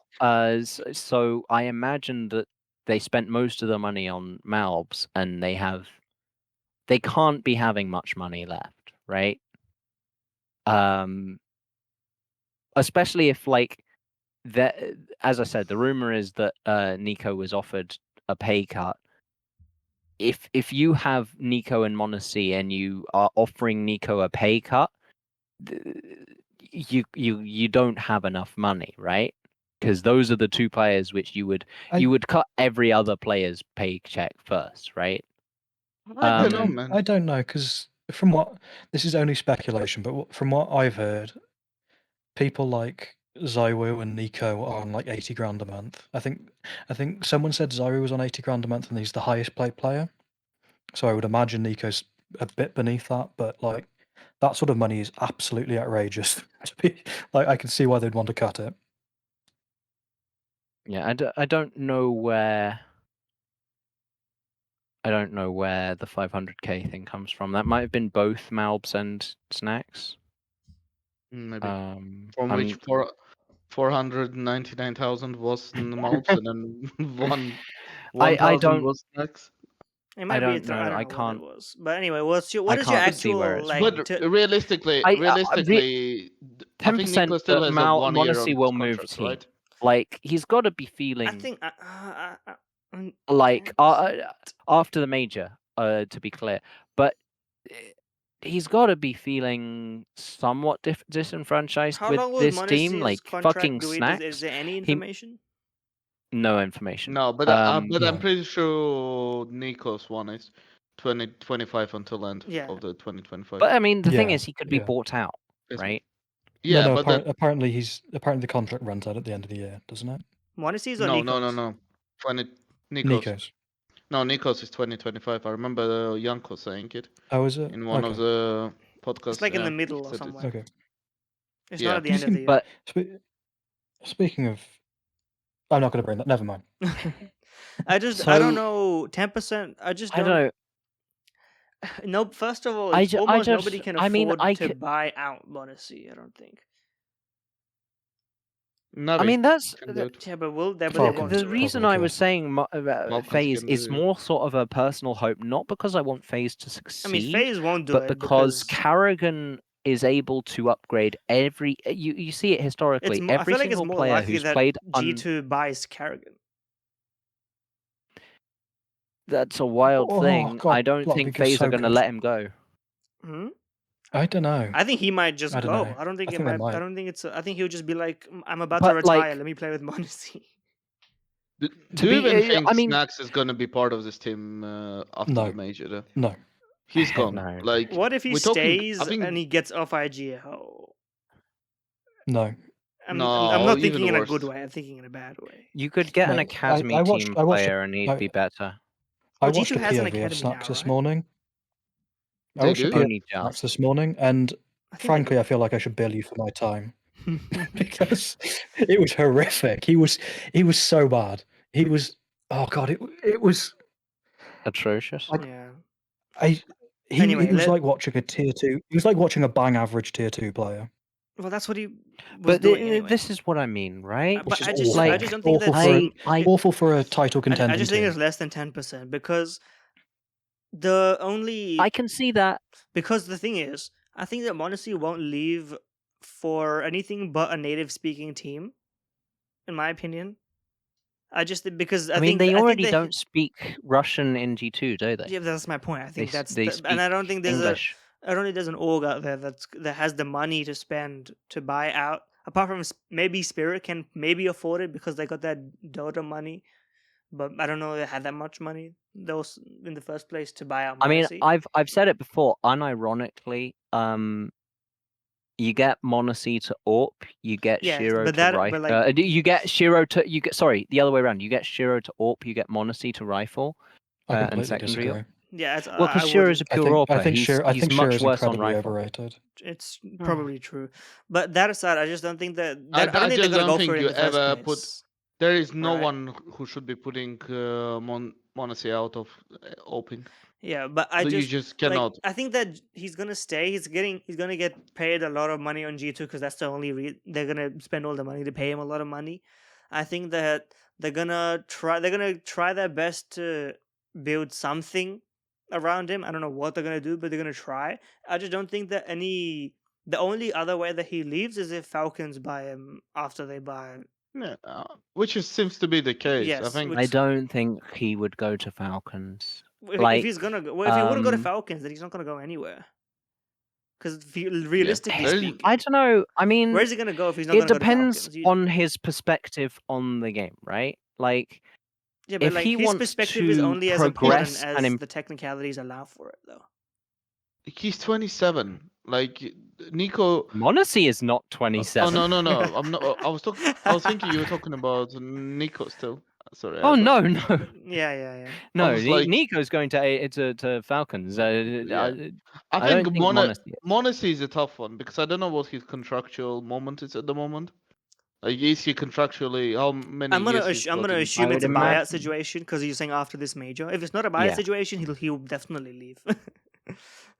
Yeah, there's no point. It's got to there's be a no point in buyout staying. situation, and the thing is, G2 seem to really need the money. But they I- need, the but they only- only need the money to pay him. They're not gonna sell him to. Yeah, but the What are thing they gonna is, do they with the money? can't. They won't qualify for the major. If you have a buyout clause, you can't. Yeah, say, but like, who's someone who needs no, to pay if the they buyout just clause? offer the money, right? If the player wants to go. That's only stuff I remember, but probably contract is different now for Monacy. But there was a rumors back 2 years ago now when they first sold NaVi sold Monacy. They had a buyout for him, like a buyback. I don't think if in the that. contract. I don't imagine a contractual formation that would still have that effect. It has to be time capped. Yeah, I think, but then like he already Yeah. re-signed with G2, so I assume it's not there. But I don't think it I would don't be. know. It would, Yeah, but even from a then- legal perspective, it makes no sense. Genuinely, how many teams can afford Monacy? Like, Well, that's this the is why I'm question. saying after the Yeah, major, but even once you after the get that major, sticker money, I don't think sticker money alone is enough. First of all, the org sticker doesn't money get, is millions. yes, but the Literally millions. if you consider all cut and then you consider all the other expenses, it's not millions in terms of each. Like an org is not going to get millions. An org is going to get at most million singular because of the split between the I think the players. I Chinese think major you might- underestimate stickers. No, I don't. Yeah, but okay, how much was the? Stickers are millions for individual players. No, not for one major. Not for one major. That's It- what I've No, been no, yeah, hearing. yeah, no, that's not. It's That's not. not true. It's not true. Not for one major. I think wasn't it? It's probably more. It's gonna be more for the Chinese major, but it's not gonna be like 3x. It's at most gonna be 2x. And I think I'm trying to remember the exact number. Wasn't it around $1.5 million per team at Stockholm? And it's gonna be a bit more since then, but it's not gonna be hugely more because I'm trying to remember the exact numbers. Stockholm sold a lot of stickers. It was it was the biggest, wasn't it? Yes, because The it was most amount- it had the yeah. most But viewers. Stico donated 20% of his major sticker money to support mental health. So if you can figure out how much that was. Did he? I don't know if he made it public or not. I think he did in the video. Let me open that video real quick. But I just it's not millions per player. That I'm almost 100% on. Where if Stico is getting however much, like 100k or whatever. Yeah, but it depends which capsule you're in as well. Yes. The one with NaVi, you get more money. Did he mention the revenue? Jump. Maybe not. I But I don't know. I don't know. I mean, It's one Here's why major it's sticker money 10%, is not like- enough to buy a Monacy buyer unless you already have money. I don't. Yeah, it's. I think it's Monacy's more gonna be a about, huge as I amount of said, money the to buy out. specific scenario was if G2 don't make the major, so they don't get that money, and all these other teams do. You mean which this major? might want him? They're not. The lightning won't strike like 1,000 times. That's not happening. I don't believe it. I will not fall What, into that delusion. G2 don't make the major? I will not fall into the delusion. That would be banter if they didn't make the major. With that roster, that would be banter if they didn't make it. But I just don't believe it. They got too many one-off stars to do it now. I think Malbs is gonna qualify to the major by himself, even if the rest don't. Like, I mean, we'll see. he genuinely. I think I genuinely believe Malbs would be. I think he'll farm some of the in He's- the best of ones against like whatever Yeah. he'll farm, and then you're not gonna have off maps all. Well, the those thing maps. is, I just all don't it believe takes is one bad best of one, and then you've No, got I just like don't buy a it. I'm load refuting it. I'm putting up my cross. I'm saying backfire beast. I'm just like, Put the garlic up. yeah, exactly. Like, I don't necessarily want it to happen, but I'm saying that's the if that's your point at which if it would that's be a your 10%. condition, I don't even think it change Yeah. anything, though. Like, how does that make it easier for Monacy to leave? Or are you saying that they'll G2 sell it have for the less money? so that they have to, to Can we- fucking keep Okay. themselves going. Okay, yes, I've got- okay. In I've the got a very good- specific situation where G2 don't make the major and they need the sticker, they need the money to not go bankrupt or whatever, and they can't afford to it's pay not. Monacy. It's not about necessarily just going bankrupt. It's about if they don't get that money, right, and another team offers the buyout, they can't then counteroffer to Monacy to be like, okay, we'll just raise your Sure. salary, Okay. right?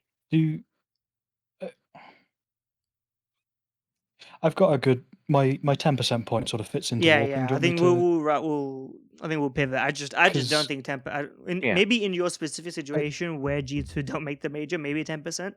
Without that caveat, 10% for him leaving after this major, I don't think it's happening. Yeah, that caveat is an important one Yeah, because okay, sure. they get sticker money, they can Okay, afford yeah. to. Let's move like, on. Run this counter. round us off. We've had a great set of No, discussions. we've skipped Kenny. I just thought I'd say because it would flow Did we- better. I think. on this discussion, you mean? No, I did. Oh, I did we did Do you not? mean Okay. his 10% point? Yeah. No, we covered it. I My think. answer was the FURIA. The FURIA Oh, discussion. yeah, Yeah. of course it was. Yes. Okay. Give it. Okay, Finish us off. So my Pause. 10% is that I believe there is a God. 10% chance that combat AWPing will become the meta of AWPers in CS2, Mm. and that we will see and I think the more passive AWPers are going to be significantly worse and struggling than in CS:GO. Is it 10% really? I actually. But no, to become the actual meta, like combat, like every team has a combat AWPer. I mean, meta always shifts depending on Valve updates, honestly. But I understand where you're 10%? coming from. Because 10% is low for me. 10% because I feel like with the way currently everyone plays, all the passive opers don't look good. The only Yeah, but passive Yeah. oper who looks good is Shiro. And he's been looking a and bit rough lately. Not yeah, and even statistically, but like he'll miss shots that you're like, that mate, you got to hit those.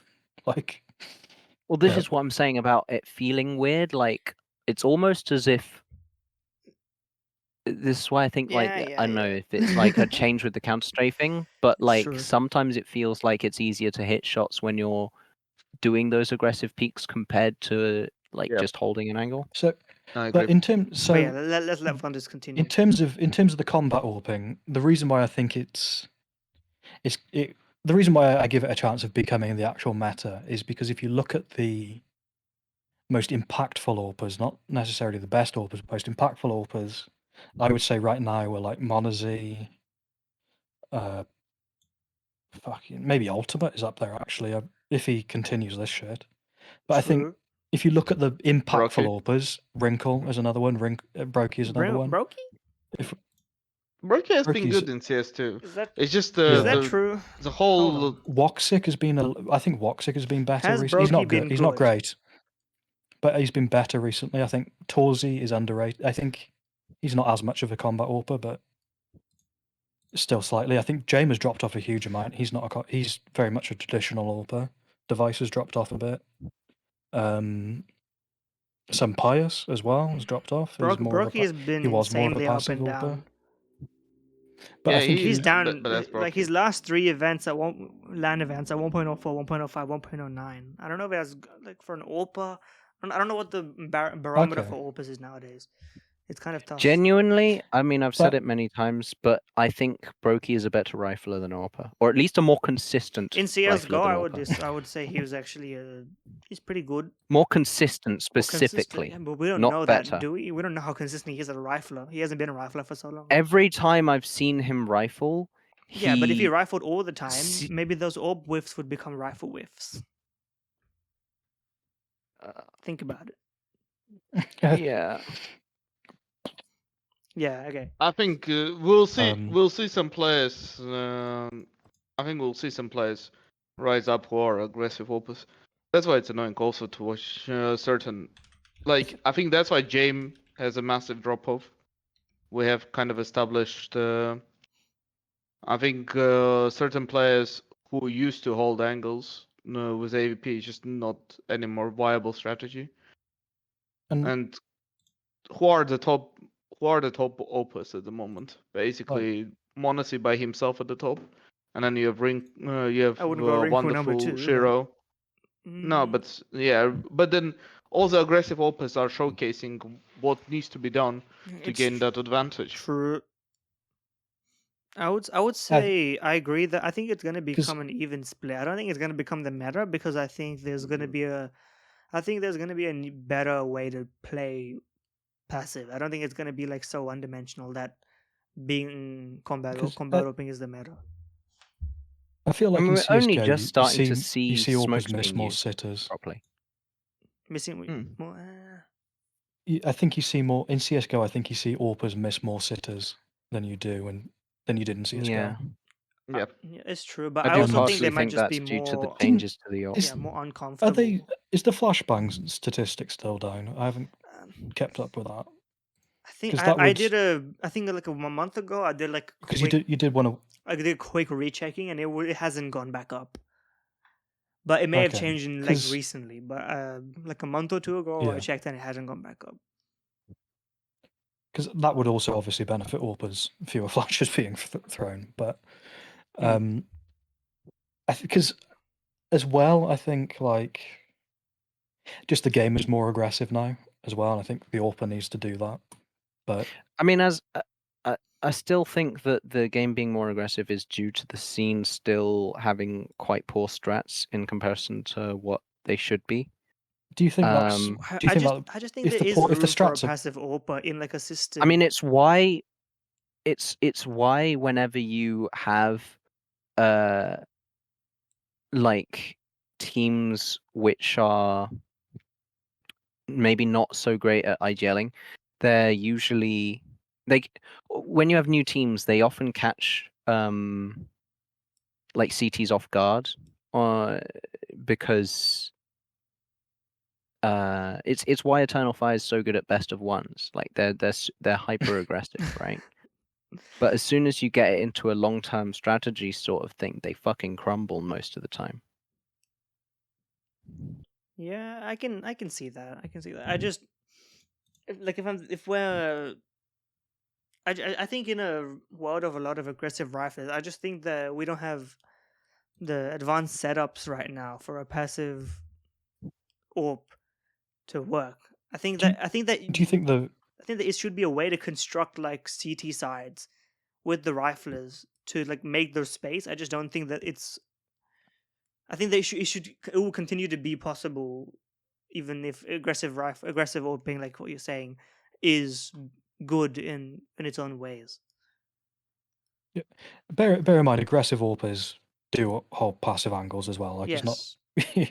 you're not like I'm not expecting every player It's to play not like like JW and Yekindar, but just with an AWP. B-hop everywhere. No, of course. Yeah, no, but like I think I don't know. I just think the AWPers that are performing particularly well are the ones that are aggressive, Yeah, but I think, or at least the ones having the most impact. It may become a And thing. do you think Yeah, the stats? Sorry, do you think because the strats are poorer, do you think it's easier to exploit it as an aggressive AWPer? Because Well, I think that's probably well, it a depends good on how reason many why. AWPers. If you're an aggressive AWPer, you pretty much have to. Almost all aggressive AWPers call their own shots, right? The way that it Yeah. works, because you're basing it off of your intuition. You're the one making the move. I think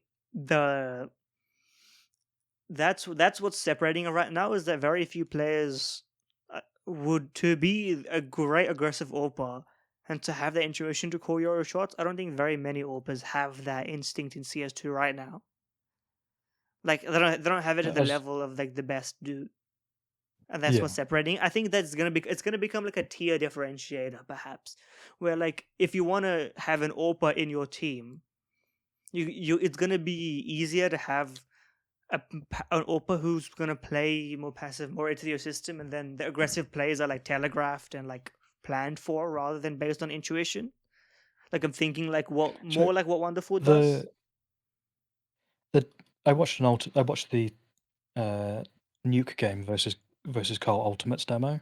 Yeah. And what they were doing was setting him up quite a bit. Yeah, and from exactly what I the way you're remember, saying. Wonderful, like Ultimate does call like I want to do this. Like I remember like if him he interviews and stuff. He asked for stuff. if he isn't calling these setups and Twist is a great IGL. Yeah, Because Ultimate was everywhere on Nuke. He was just doing what he wants. They were like nade plays to open up smokes and pick people off. Like riflers supporting him to clear closer angles, and then him holding like key positions throughout the map. He was everywhere, and he was always in a high impact spot doing damage. That game was unreal, to be fair to him. I think that what you're saying may be the differentiator between like a star AWPer and a non-star AWPer in future going on. Even now, it's already the case. I think, right, where a true I can agree with you there. I think that if someone else is the star of the team, you might be fine having an AWPer who's like just content, like doing his job comparatively to like an AWPer who is gonna ask for those resources, call his own shots, and then be better for it. Like I'm not saying that it won't be better. I think it is going to be better. Like, and I think it has been. Like if you look at Monacy, he is peaking and he is great at it. And if Ultimate can also do it, like I'm not calling Ultimate bad, but like he's not he's not like an individual talent the way Monacy is. Even if he is doing Definitely. great No. stuff, right? Which leads me to believe that anyone who's as good as Ultimate is can do what Ultimate is doing if they have the intuition for it. Is what I mean to say, right? Yeah. And so He's got some good mechanics. To be fair to him, yes, but his like his flips his are mechanics aren't surprisingly something good. that can't be replicated by other individuals. Oh, definitely. Yeah, no, his mechanics aren't like god tier. Exactly. But So I think it's I wasn't shocked when I saw his Yeah, mechanics. exactly. So I Like, I'm think gonna it's just- say something outside. Yeah. Go on. Guys, thank you for having me. Yep. I'd like to say because I gotta go now, unfortunately. Cheers It's for been great having me. having you on. Yeah. Great. Yes. Yeah, Great good to have you. conversation. Feel free to come back anytime. Yes, hopefully there will be another opportunity for me to be part of this, and then until the next time, Yeah. have a good All right. final discussion. Okay. Enjoy, Yeah. guys. Good to talk to you. Have a good day. Same, bye. Bye. All right. Well, we're almost done here. So, anyway, but let's round this off. Just